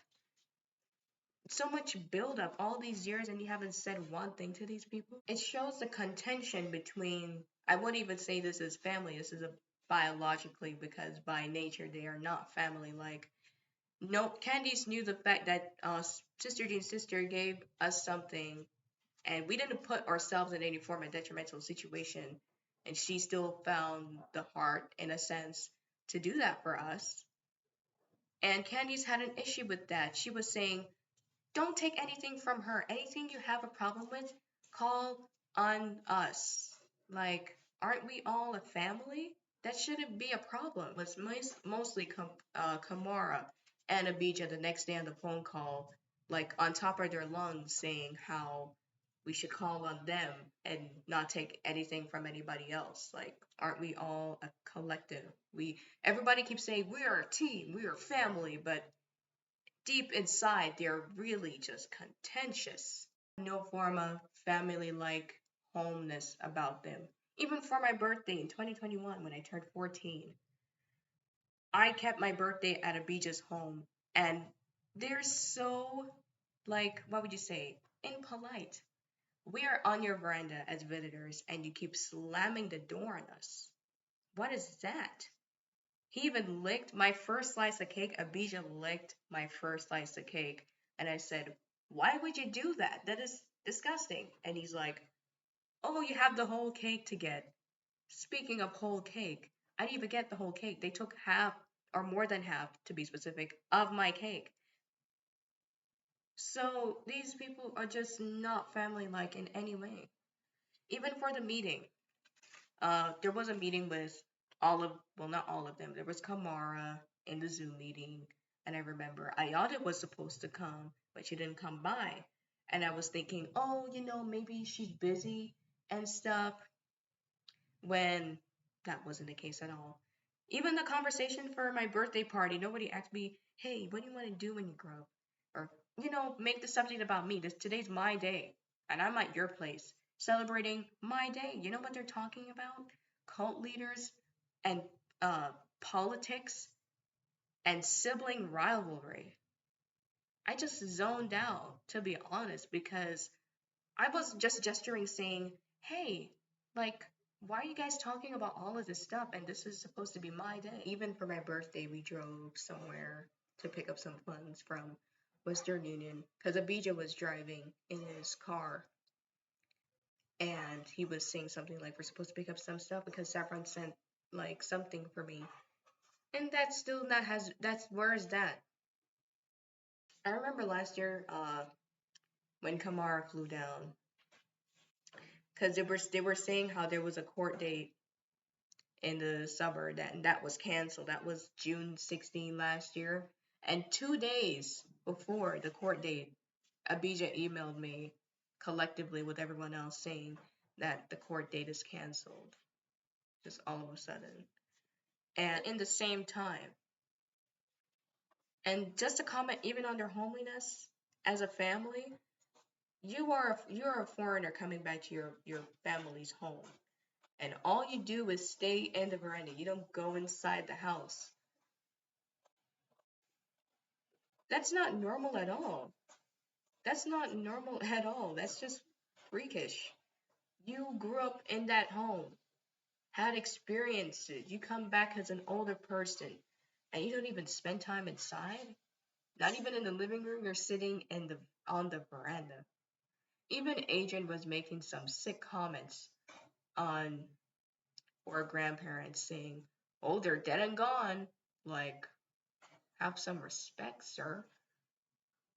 If it wasn't for them, you wouldn't even be here talking about them and saying these silly jokes that aren't even funny. Adrian is supposed to be one of our relatives on Papa's side, to be specific.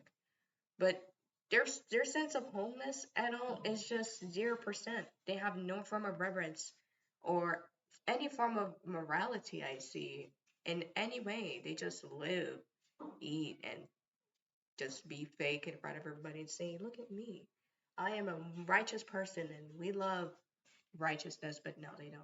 Even during that time when she came, she told us, because she came with her husband and Adrian's daughter came with her, so it was the three of them, or the four of them. Yeah. The four of them came by and she was stating, because they weren't even looking around the back saying, well, we need to fix this, and they're just talking. And she was saying how, hey, we're going to send a barrel for you guys. Nothing. They always talk and say they're going to do something and they never do it. And I didn't even follow up to it and say, hey, you know the reason why we never got to do this is because of whatever. They don't follow up on anything. Even when they come by at Darley, sometimes, especially Abijah, he just moves fast, like a crackhead, to be honest. Like the way he moves abnormally fast for no reason. He walks fast, he talks fast, and he's just booking it like, why are you moving so fast? Like, isn't this where you grew up? Months went by, and even carrying our stuff from Papine was, I don't even know what happened to those. And those are stuff, important paperwork from when my mom was doing back in her secretarial court days before even I was born. Her school paperwork pertaining to the school that her and Papa had, and even stuff from when I was a baby. You know how those things are close to me and close to us, and they would pretty much they would seem to put the blame more on mom than themselves because they promised us and said, "Hey, we're gonna make arrangements for this." Even not even to make arrangements sake. Even on my birthday party 2021, Abijah had like funds. He was saying, "You see this funds right here? We're gonna make you guys use this to move." Nothing. As I said, it went to the point where we had to go in somewhere without no door or window, and that fund has not been seen since. They don't care about anything. I won't stop saying it because it's the truth. Over and over, you keep seeing more and more that these people have no form of care for anything but themselves. Even our stay at Pepin, we lost our cat because that cat, that was my first cat ever that Papa gave to me in about 2018 when we were at Lunsbury near Elizabeth Avenue near Lee's pharmacy, not pharmacy, Lee's supermarket in Kingston. I remember having that cat, and I have so many memories of that cat that because that was my first cat, and Papa gave it to me before he went to his performance in Brazil, and they made him. They made us lose him and or stay at Papine. And they know this, and they still don't make any effort to reconciliate that or make any form of closure from that. What I see, it is honestly a trap. Us going to Darley was a form of a trap that they were trying to set up for us. They told us, Abijah told us specifically, that somebody always has to be at the house. No, everyone has a home. And I never seen that a policy anywhere anyone's home. No time. I know during even before when I was born and Papa left the home, Sister Jean was in Cuba. The place is empty. Nobody was at the home and everything is fine. So why now that we're here, there's somebody always has to be there. And you know the sick twisted thing about it? The how the gate is designed, there is a gate so that you can open it from outside and inside. Well, a chain that you can use to switch to open outside and inside. Since Uncle Carl and them, when they came before us, they pretty much, like, I'm not sure what happened to it, but ever since they went there, the chain is gone. After that, they still never fixed that. So how am I gonna go to school?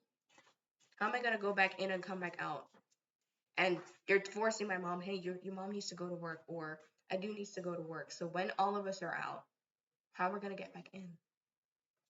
These people don't make any sense. Kamara came by in the same summer, and we were telling her, you know, we need the chain for the gate. We've been saying it. And now that we saw her, we said it to her again, and she was like, yeah, we're gonna get a chain very soon. Nothing. Not a thing. Everything these people say they're gonna do, they don't do it. During that same time, even when Kamar was calling me over stupid drama that I had to defend myself from, my mom, as I was saying, she was selling some roots bottles, and she said she will talk to her about more business and send some funds for her on those roots bottles. And she talked to her from the June of 2021, and it was all the way later in that year she finally received it. And by that time, those bottles are gone. So my mom couldn't do much with what she had gained. So it's still technically in their hands. that wasn't finished being dealt with. Everything is just a whirlwind, and these people just don't keep up with anything. They're procrastinators. They're master at procrastinating and wasting time. That's what I see. Because throughout the years, okay, let me even talk about the estate per se. Abijah has been an appointed executor in his mid 20s, along with Jerry as director. I'm not even talking about Carl here. You guys are young people, because Carl is still evil.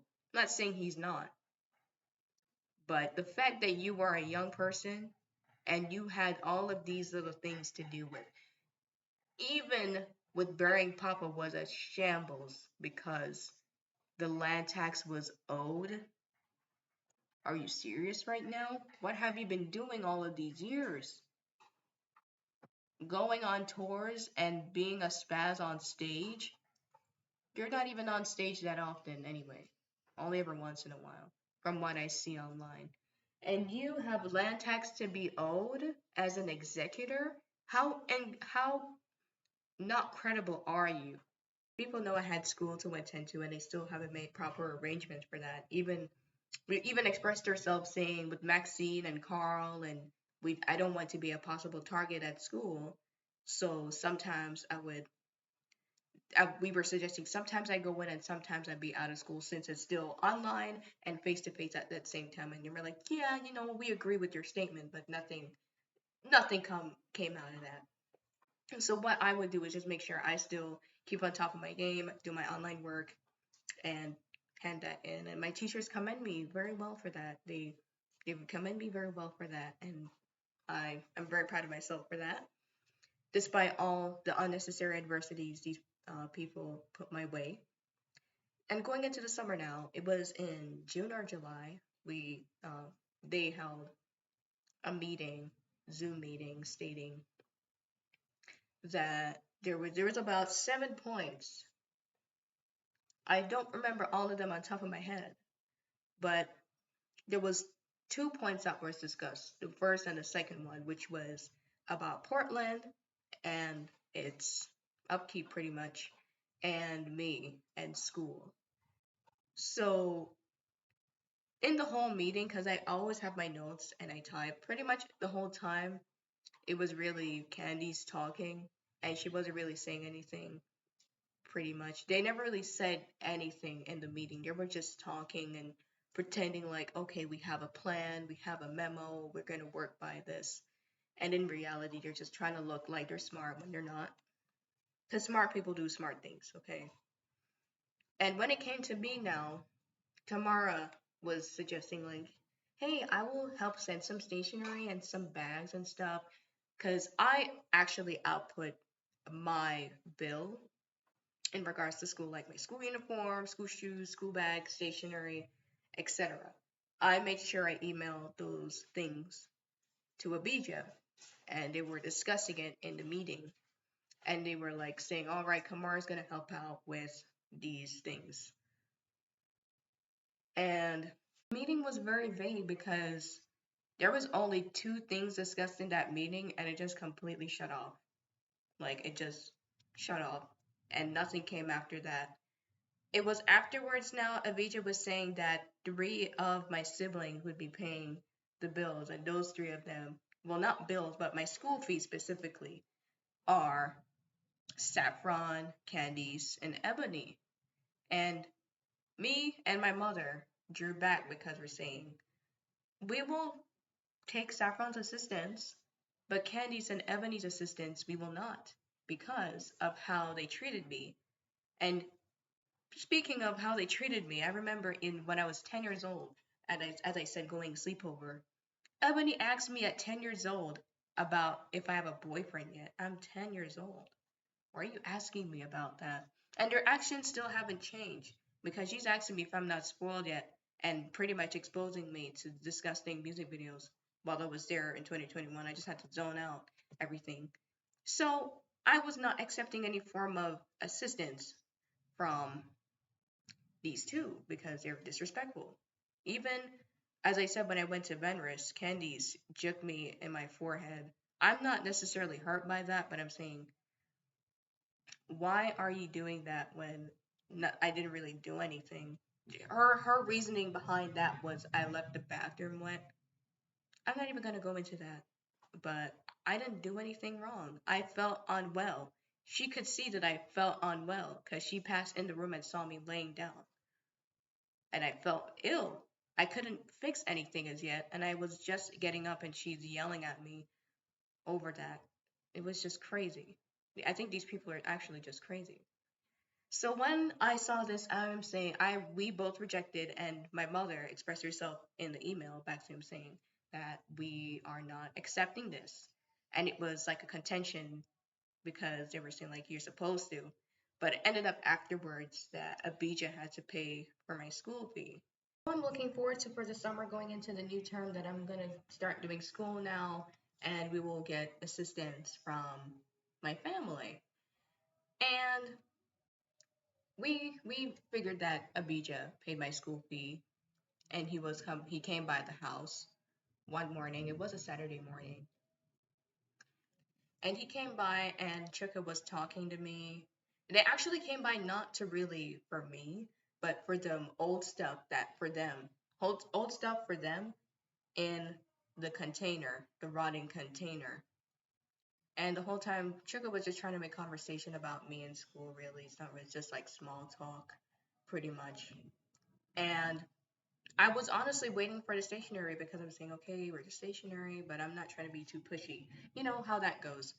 Afterwards, a bit afterwards, me and Bija gave me this ugly looking bag, actually. Kamara has sent me many things that actually has my kind of style already.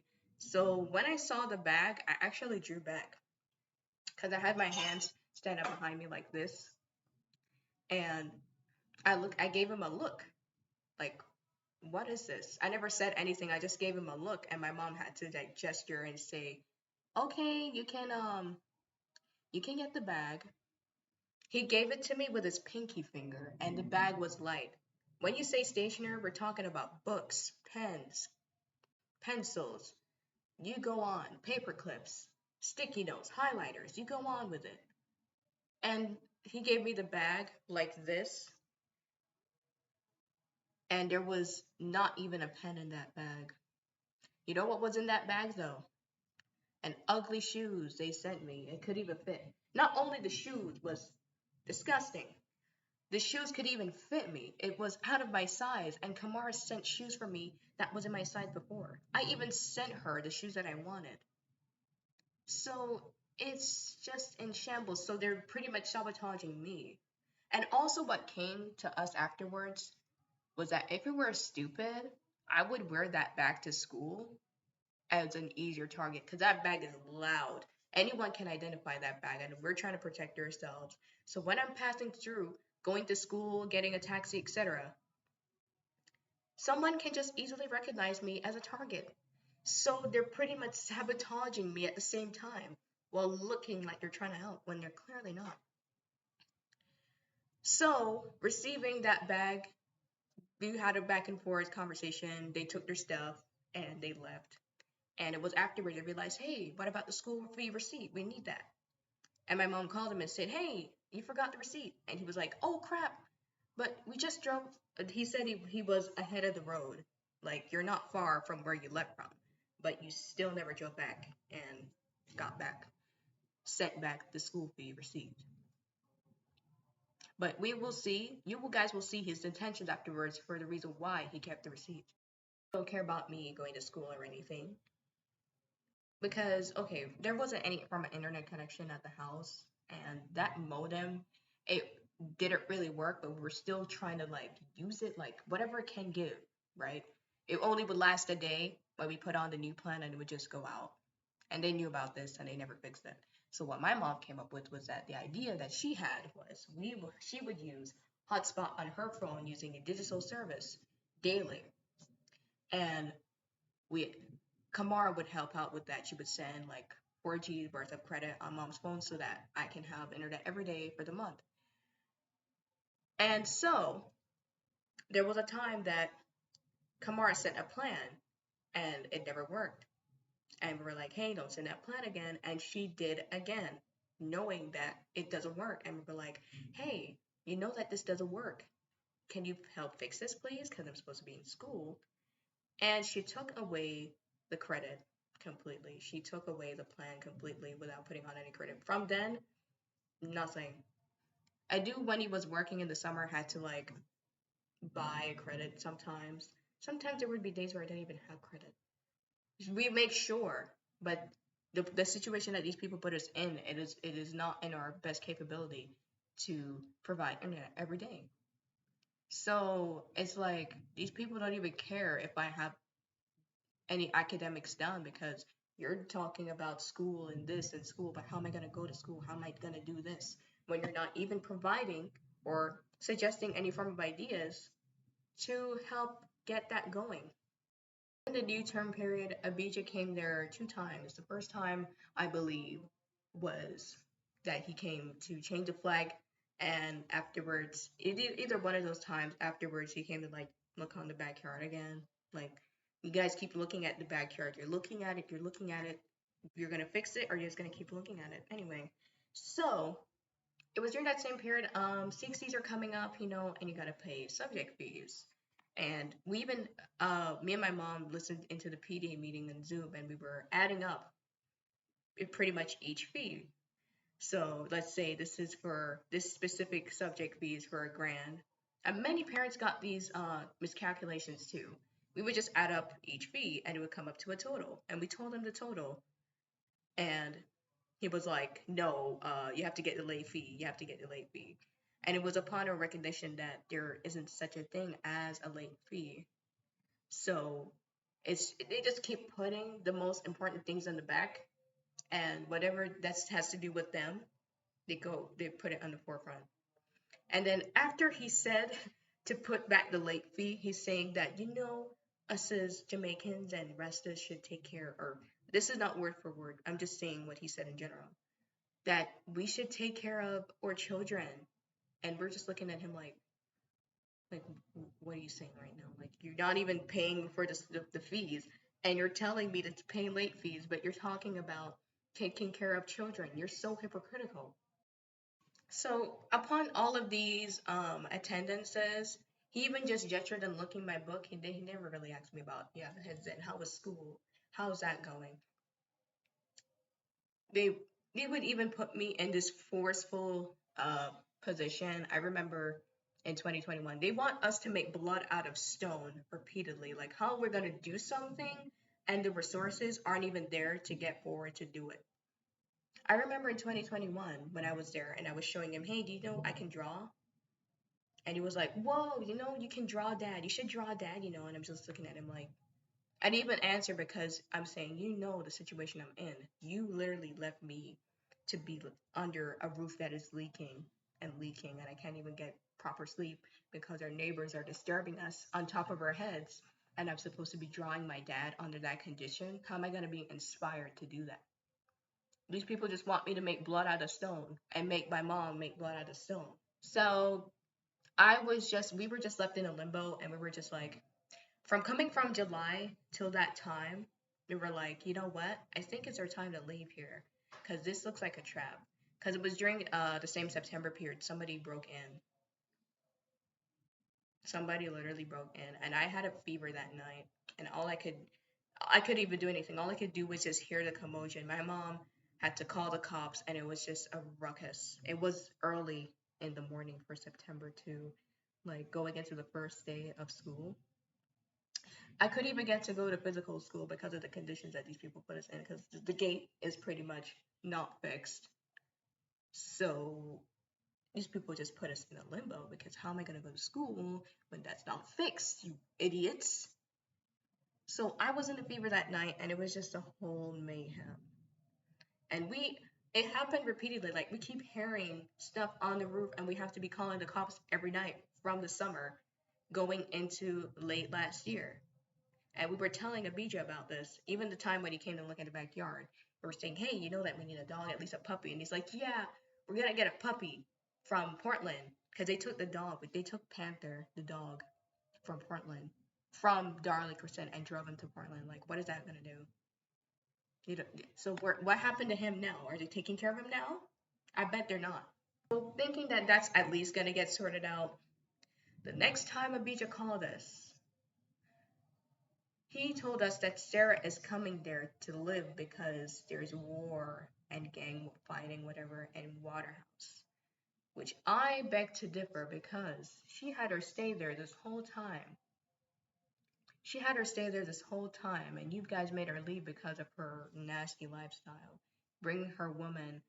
She took out her bed because I was sleeping on Papa's bed. She took out her bed.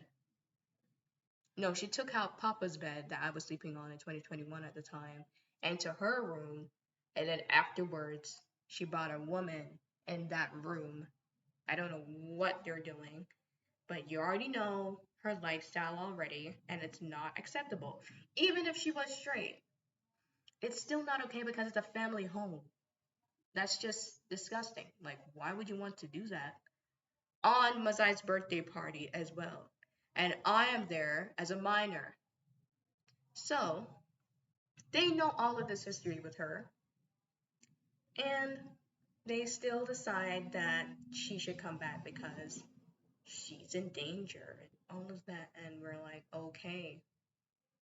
Because we were already planning to leave, but we couldn't make arrangement for that because of the finances that we had. Because we would leave from the summer last year and move on with our lives because we're realizing that these people aren't going on with anything. Anything that we're supposed to be done, nothing is done. And I'm supposed to get into school, and none of that is going on and progressing. So we gotta get out of here. But that couldn't have happened yet.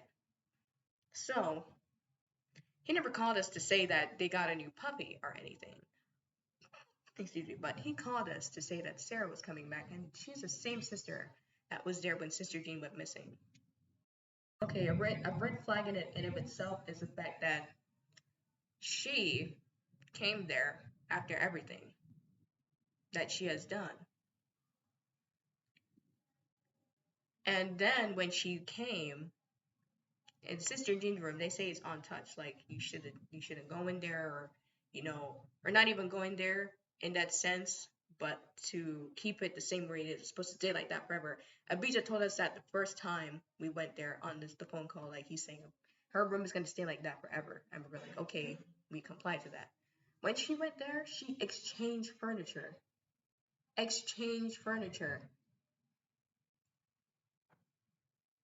and we were shocked because we're saying like, isn't that room untouchable? She literally left in there in the shambles as well. He actually came there. I think the time was when he was looking at the backyard. He came there and was looking around the house and say, okay, you guys stay over that side, and she stayed over that side where the master bedroom is. So we were like, you know what? Okay, you know what he did?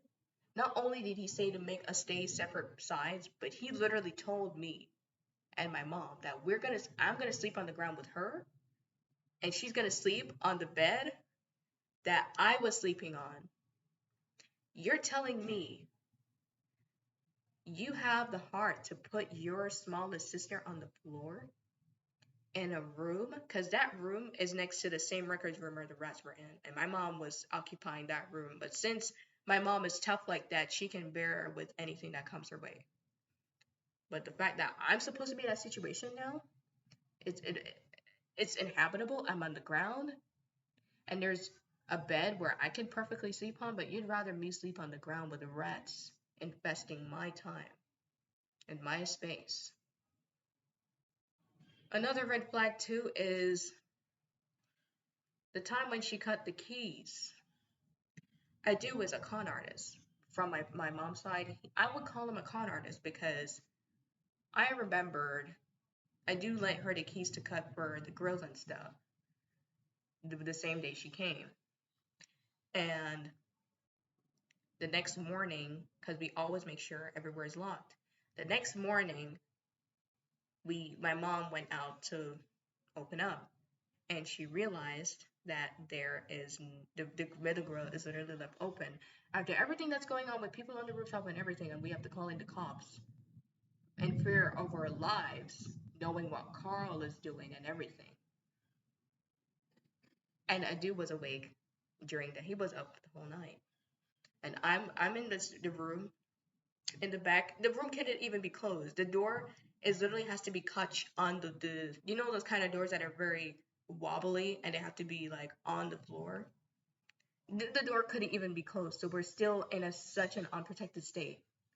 And he knew this, and he left the middle door open, and we're like, dude. My mom was like, why would you leave the grill open? And he got up, got mad at us, packed his stuff, and left that same morning. And to this day, my mind is blown by his reaction to that. It it made me realize what was in his guts the whole time, as I said from my previous video, what his reactions were, even when we were going to the house together. He was kind of like them too. I wouldn't say kind of, he is like them too. We were pretty much frantically trying to find anyone that could help us to get out of there immediately, knowing what happened that night, because we were already frantic, but it even got worse. And there was even a contention because for some reason, when Sarah came home, she would want to come in our area to go in her room, and she could easily just go through the middle grill into her room, which was disgusting to me. But the main thing that got us fear of our lives was the fact that the middle grill, again, that same said middle grill, one night for my school night, we do our average locking up. And when we were trying to close the middle grill, it was not working anymore. We put the key in and it was literally spoiled. So that middle grill is pretty much left open. And when we were trying to fix it, she came behind us with a flashlight. She didn't even say anything. Like, she was at the entrance door going into the living room, and we were at the middle grill. So basically on the veranda area, and she just looking at us with her flashlight on. Like she was shocked or something that we found out that the middle grill was spoiled. And upon that realization, we're like, you know what? We're going to the police. And we're going to the police. So on my school night, I had to be up at the police station and we had to find some form of advice because our lives are in danger. We have no dogs. People are coming into the house, the backyard, and we know what we're facing. We went to the cops and they gave us some advice and said that switch the locks, like put one of the locks on the front grill onto the middle grill, and that's what we did.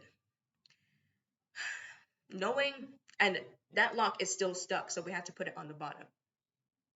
And knowing this, we went on WhatsApp and told Abija about this. The middle grill is left open. The fact that I'm even on the door on the floor right now, sleeping with my mom, is Kill Bill. This is a Kill Bill. And he said this whole paragraph, not pertaining to anything that's going on, but pretty much demeaning the situation like nothing's wrong and everything is fine. And the next morning, we couldn't even sleep that night. We couldn't even sleep that night. Even when we came back from the cops, she locked us out of we had to literally bang the gate for us to come in. She pretty much locked us out. And we had to bang the gate for like 10 minutes for us to get back in. Seriously. That same night afterwards, the Friday, it was in the morning, and I remember opening my laptop because I barely slept that night, and it was a school night. And I received an email in my mail on my laptop from Abija, pretty much stating that my mother is mentally ill and that I should be taken away from my mom, all because we're looking out for our safety. My mother is a crazy woman now, after all of these years taking care of me and being capable without any of your guys' presence. You have the audacity to say that about my mom that has raised me and made sure that everything was okay for me. They are saying that my mother is mentally Abija, because he sent this to me, Kamara's email address, and Sarah's email address. I will display this on the screen.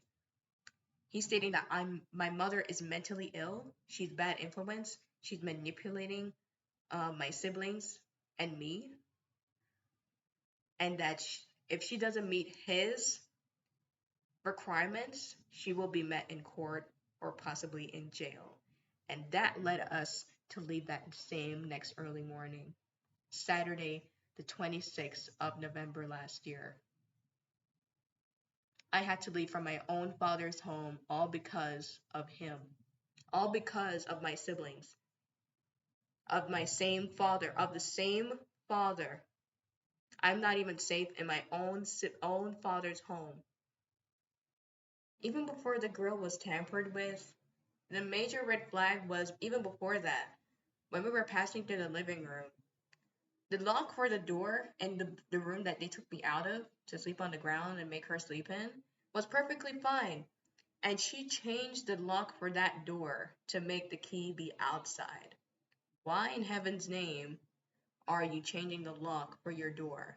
And then when we're passing through the backyard, because you can see like the inside of the rooms, and I glimpsed that the closet that was inside, no, the closet that she actually took out of Sister Jean's room. Let me be specific. The closet that she took out of Sister Jean's room, she used that to push against the other door. So that is just a red flag. She's protecting herself and leaving us vulnerable, knowing even how our door is. So it's just a kill bill. Something is missing, and that's what you came back to the house to do. Putting everything on me and my mom, when in reality, it's pretty much projection, honestly, from what I see. Like all of their trauma, and they have so much hate and evil inside of them, instead of them healing that, they'd rather project that and hurt us or try to hurt us. They're even saying in that same said email that just sent to me about my mom, how she's mentally ill, how we're demonizing Sarah. First of all, Sarah demonized herself in God's eyes before anyone else. So how are you picking up for her as a Rasta man? You call yourself a Rasta man wholeheartedly, but you're upholding non-Rasta values. It don't make any sense. Ever since within that period, we truly saw their guts and knew that these people have no good in them. And they're liars, they're hypocrites, and they're murderers because they're covering up proof that needs to be shown to the world. And the fact that we even portray this to them and they do nothing about it, it shows that they are a part of the fact that my dad is not here anymore, or dad isn't here anymore, and Sister Jean isn't here with us anymore. That is what to sum it up with. And ever since the 26th, because we were thinking that we would be able to meet my mom's side of family, which is my grandpa, my mom's side. So we went and we were trying to seek and find our family. That is not successful as yet. But by God's grace, we're under this roof and things are progressing on my mom's side very well, thanks to God's grace. And without their help, because they could even help, they had no form of help anyway. So I'm glad things are progressing so well on my part. And everything is just still molding. On their side, I can see there's a lot of mayhem. But that date till now is how I even ended up here under right this said roof. I had to face so much disrespect coming along this way because we have to be interacting with people more. But I am glad that there's still people that are good to us and still would give us a form of encouragement, in our down times. Maybe not in regards to financial help. We're actually pretty good on that now. In a sense, we're progressing. My mom is progressing very well on that.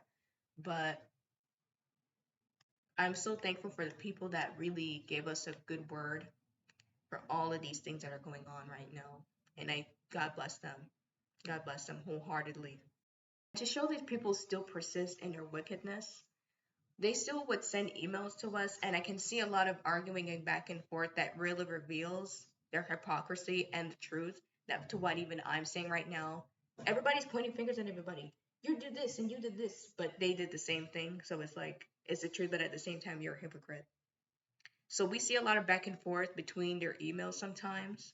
But even after we left, and in December, Abija sent us an email. I would say us because he tends to send emails to everyone collectively. And it was an email about the Super Bowl deal. And we were like, okay, Super Bowl deal. We want to know more and understand on what the procedures are, the amount based on what is happening. Because my mother is talking to business people and they were advising her on certain things. So my mom was like, hey, what what are the requirements? What is the real deal? I want to understand more. And he is saying that pretty much he was negatively saying that we shouldn't be asking those questions. Like seriously, like we want to know what is going on. Like, why send the email to us then? And this is a collective thing because we're all siblings. And my mother is supposed to represent me as a minor, so she is supposed to still know what is going on. And to this day, the Super Bowl went. You can go online right now and see the ad, and I honestly say it's mediocre. But regardless, nothing has been pertained to me, and money has been divided. I know that for certain, because in March I saw on Instagram Candies in Trelawney doing what do you call it, river at the river and whatever, just wasting your money on useless things that aren't supposed to be used on. But it is definite that the money has been divided. I know that. Nobody can tell me money has not been divided between them from that Super Bowl deal. And even with the meeting, because they said there was a meeting in December afterwards, and the court date in December the 6th, there was a court date December the 6th last year, and we asked them as normal as we would, hey, where's the recording for this? And Kamar said that I am disrespectful to be asking those questions. And like, seriously? And then afterwards, it was literally April. April, Papa's birthday month this year. Venris went to the police station calling for us. That is a good distance to be. All of these years, you have never tried to contact me so forcibly, but as soon as everything and the truth is going out there, you are persisting to come by to find us, because it really is to find us, because it's not under. That's why we left in the first place, because we don't want to interact with you people. And the cop on the phone call gave him the phone, and my mom was just talking to him and telling him the whole thing, the whole truth, that we don't trust you guys and you guys are very fishy. And with everything that is going on, you guys need to be held accountable for your actions because you guys aren't straightforward at all. You guys seem to be murderers. She said that because we aren't afraid to say it. We aren't afraid to say it because what we see is what we say. We're not trying to make up anything. And you had to just take it and hang up. We're literally just trying to find us. That's why even now I'm still on my toes, but it's a good thing I got my lawyer. You know what I'm saying? So I'm just glad that right now I can even make this video that everybody can see because we're not trying to lie about nothing. This is about what is going on. Say about the Sister Jean account. This year, I decided, because I make sure I protect my identity online, because knowing what my environment is, I make sure I put myself up as a different person. So online, there is nothing pertaining to me that shows that I am me. I am basically somebody that's just spreading awareness on Sister Jean, effectively.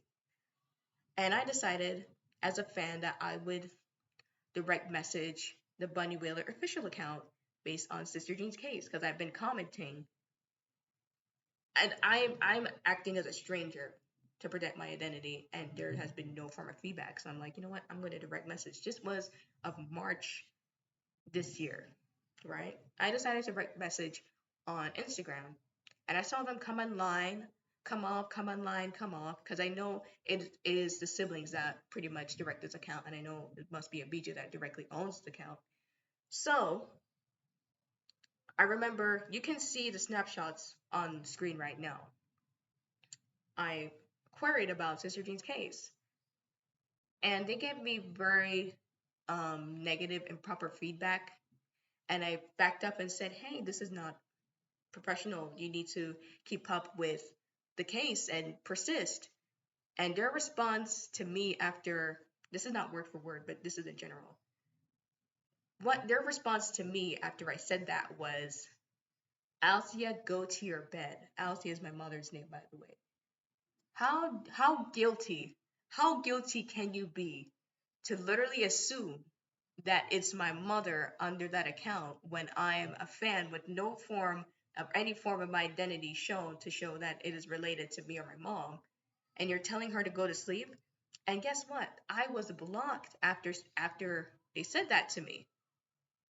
I was blocked off of my own father's page after that without any form of showing my identity. Even if it was me, why are you blocking me and why are you giving me such a negative feedback based on Sister Jean's case? And afterwards, another account that is so convenient because we can tell it's related to the other account. Afterwards, a different account messaged me like the next day or a couple hours later, within the 24-hour period, messaging and saying that you need to go and do your DNA and your mom is incapable and you need the child protection services on you immediately. And I just kept typing, what is going on with Sister Jean's case? Why are you speaking to me like this? You need to stop speaking to me like this. This is rude. And they kept blabbering their mouth. I just typed a couple things to them. You can see on the screen. And I posted it. I posted it. And when I did, they put a laughing emoji. That same other account posted a laughing emoji under my interactions with not only the Bunny Wailer Fisher account, but them themselves, and said, the devil finds idle hands to do work, or something along the lines of that. Like, the devil always finds idle hands to do work for him. Something along the lines of that. But you will see on the screen right now what I'm seeing. So it shows that these people are literally the reason why she's not even here with us. Because, first of all, the Bunny Wailer Fisher account is owned by the siblings. Abijah, I know from what I remembered, Abijah and Candice are coincide the owners of that account. And how their grammar looks from the previous messages on the Bunny Wailer Fisher account to the other account, it is pretty much the same person. And not only that, the other account that messaged me after I got blocked literally follows Maxine on Instagram. So it's just like it's not hard. I wish there was a good investigator for this case. I wish it was on 48 Hours or True Crime, Dateline, any one of them to truly, because it's not really a hard case. Everything just adds up pretty easily because they don't even it's really obvious in your face. They don't even try to hide it. They're so evil and they have so much hate in them that they can't even hide it. So that is what I have to be facing now, and that even cracked the code even for me more. That these people are literally my siblings, and my uncles are the reason why my dad isn't here and Sister Jean isn't here. Yeah, because what is that to say to me? Even saying that we should stay in our house and we shouldn't be talking. It's obviously one of them. And they're all a collective because they all think the same way, they all talk the same. They pick on each other, but they're all a collective. They work together to achieve material, vanity, etc. Whatever it is pertaining to power and for selfishness, they are a collective. None of them are standing for anything that is good. It is only me in the sibling collective. I'm just really glad I can talk about this. It's not like something I was holding in at all. I'm not holding in onto anything. But I'm I'm really thankful that you guys could listen and really intake what is going on truly. because this family is a shambles. My dad did everything that he was supposed to do, and these people are just pretty much putting the blame on everybody else. No, you didn't do this, or you, and everybody's it's the same thing. So even with, let me even make a comment on the estate too. What is going on now is stupid because first of all, there's a trust. I do research. I make sure I do my research.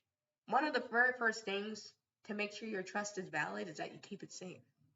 And now you as own Papa's children, grown people are asking and trying to validate if your own trust is true.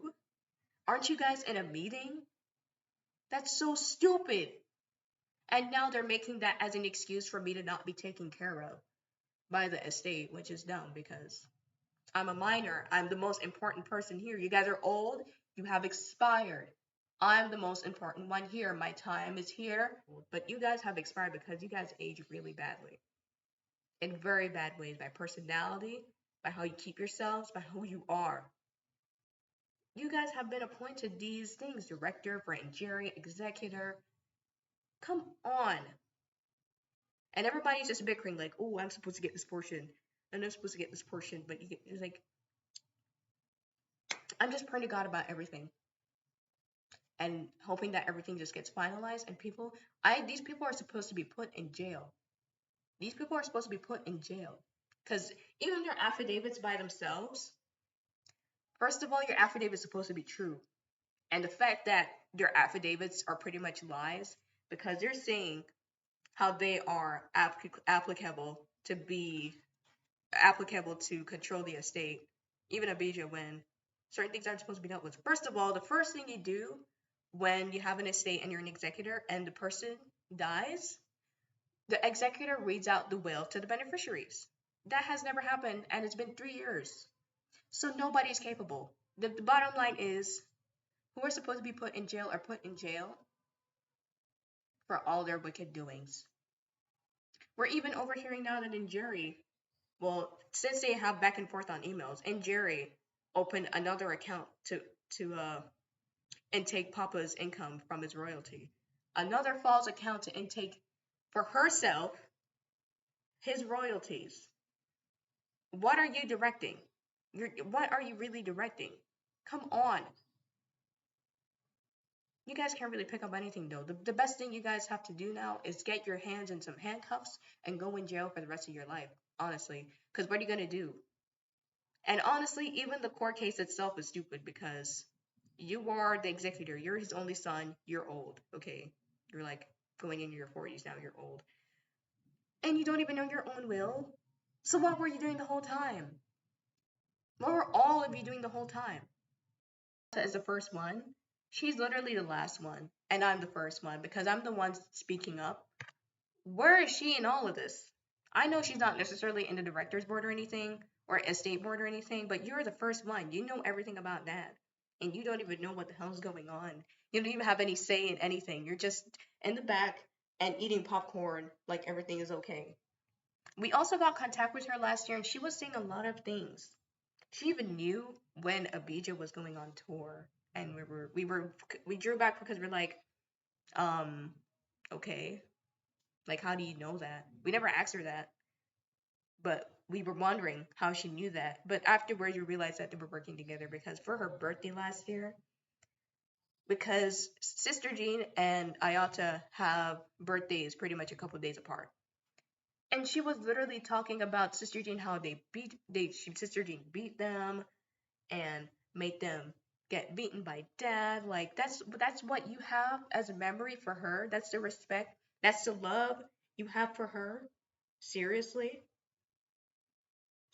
Even okay, everybody is just literally they do not like each other, but at the same time they work together to gain any form of power.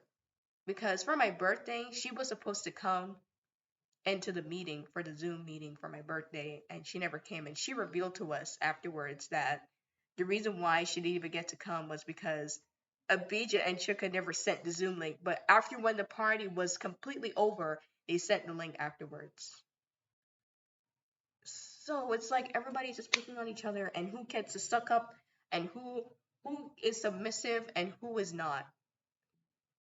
Who is submissive to who, pretty much. And even for her birthday, because I'm not an Instagram user, so I never knew until this year, since I have to be spreading awareness for Sister Jean and stuff.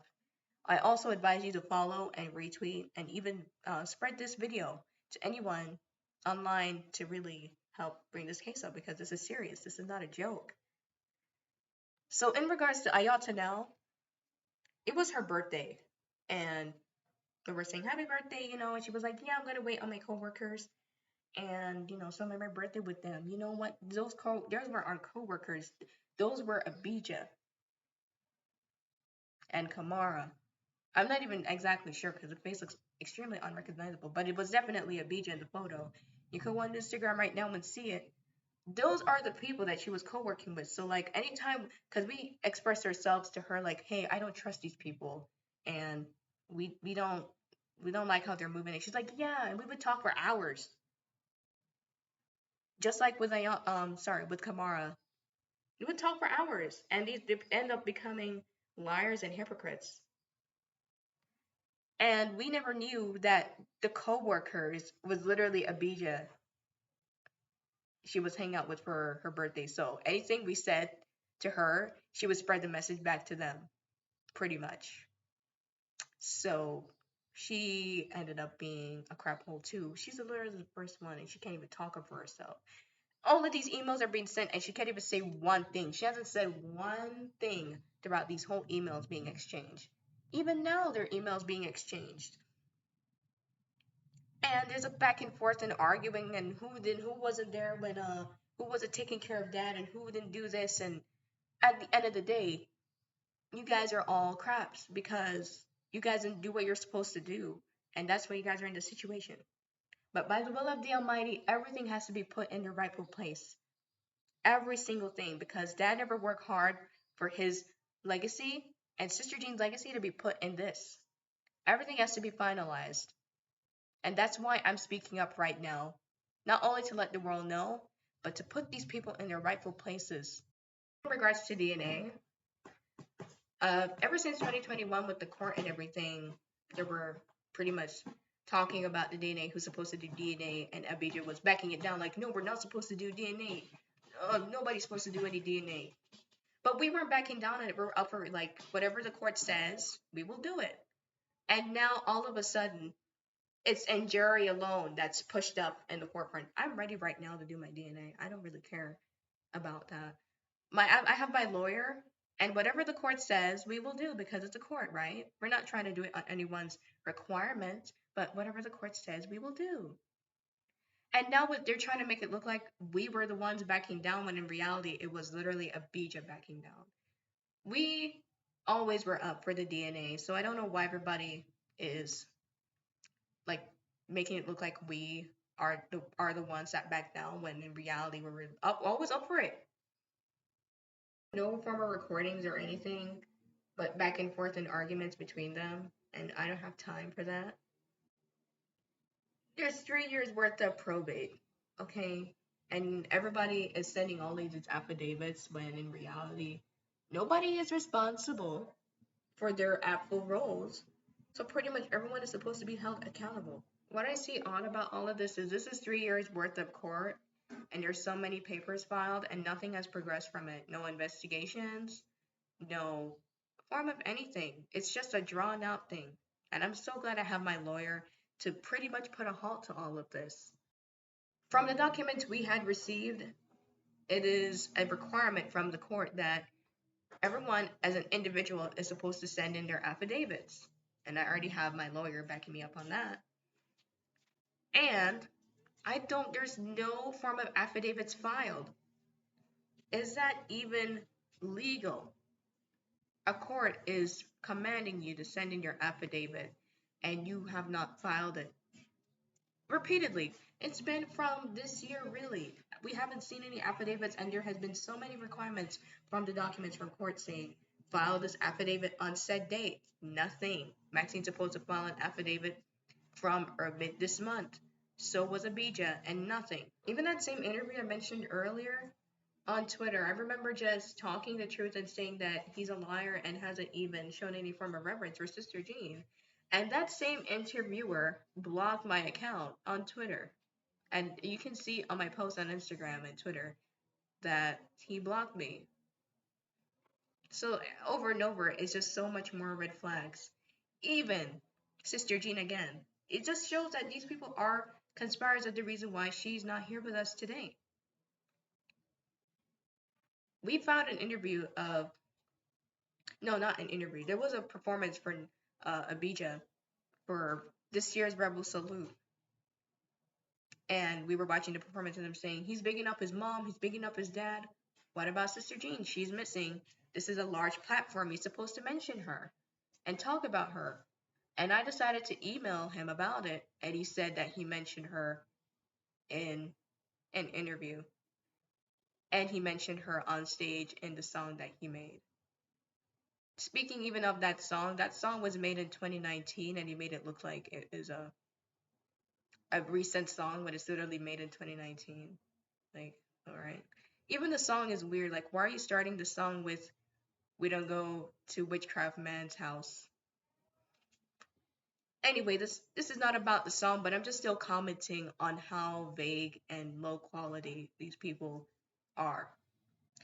We went on the interview and still nothing. So he literally lied and said he mentioned and spoke about her, and there's no form of anything to show that he spoke about her. You can go and find those articles and find the stage performance and nothing. Praying for a sober judge to really put things in the places they are supposed to be. Even recently, um, Donna sent some files, and they're old files too. Most of the files are old that we've already seen already. Like, why are you reading the same files? And she mentioned that there was a new judge, and she didn't even say the name of the new judge. Like, you know, the miscommunication these people have, like every single moment that they try to communicate, it's so mismatched. I would say this is the halt to my video. I I thank you guys again, and I just hope something is done with these people and justice is served for us, because we do not, Papa does not deserve this, Sister Jean does not deserve this. Our grandparents, and both of them are rolling in their graves right now. There's even, speaking of grave, there's even Instagram posts of Maxine, Danny, and I don't know, but another lady standing on Papa's grave. They're killing up themselves about other things, my siblings, but they don't care about the fact that she's out there on Papa's grave. I'm showing snapshots right now to show this. I'm just praying to God that things are finalized. Anyway, this is the end of both parts, and I thank you guys for who listened and who took these things seriously. I hope you guys have an awesome day, and just thank you again for listening.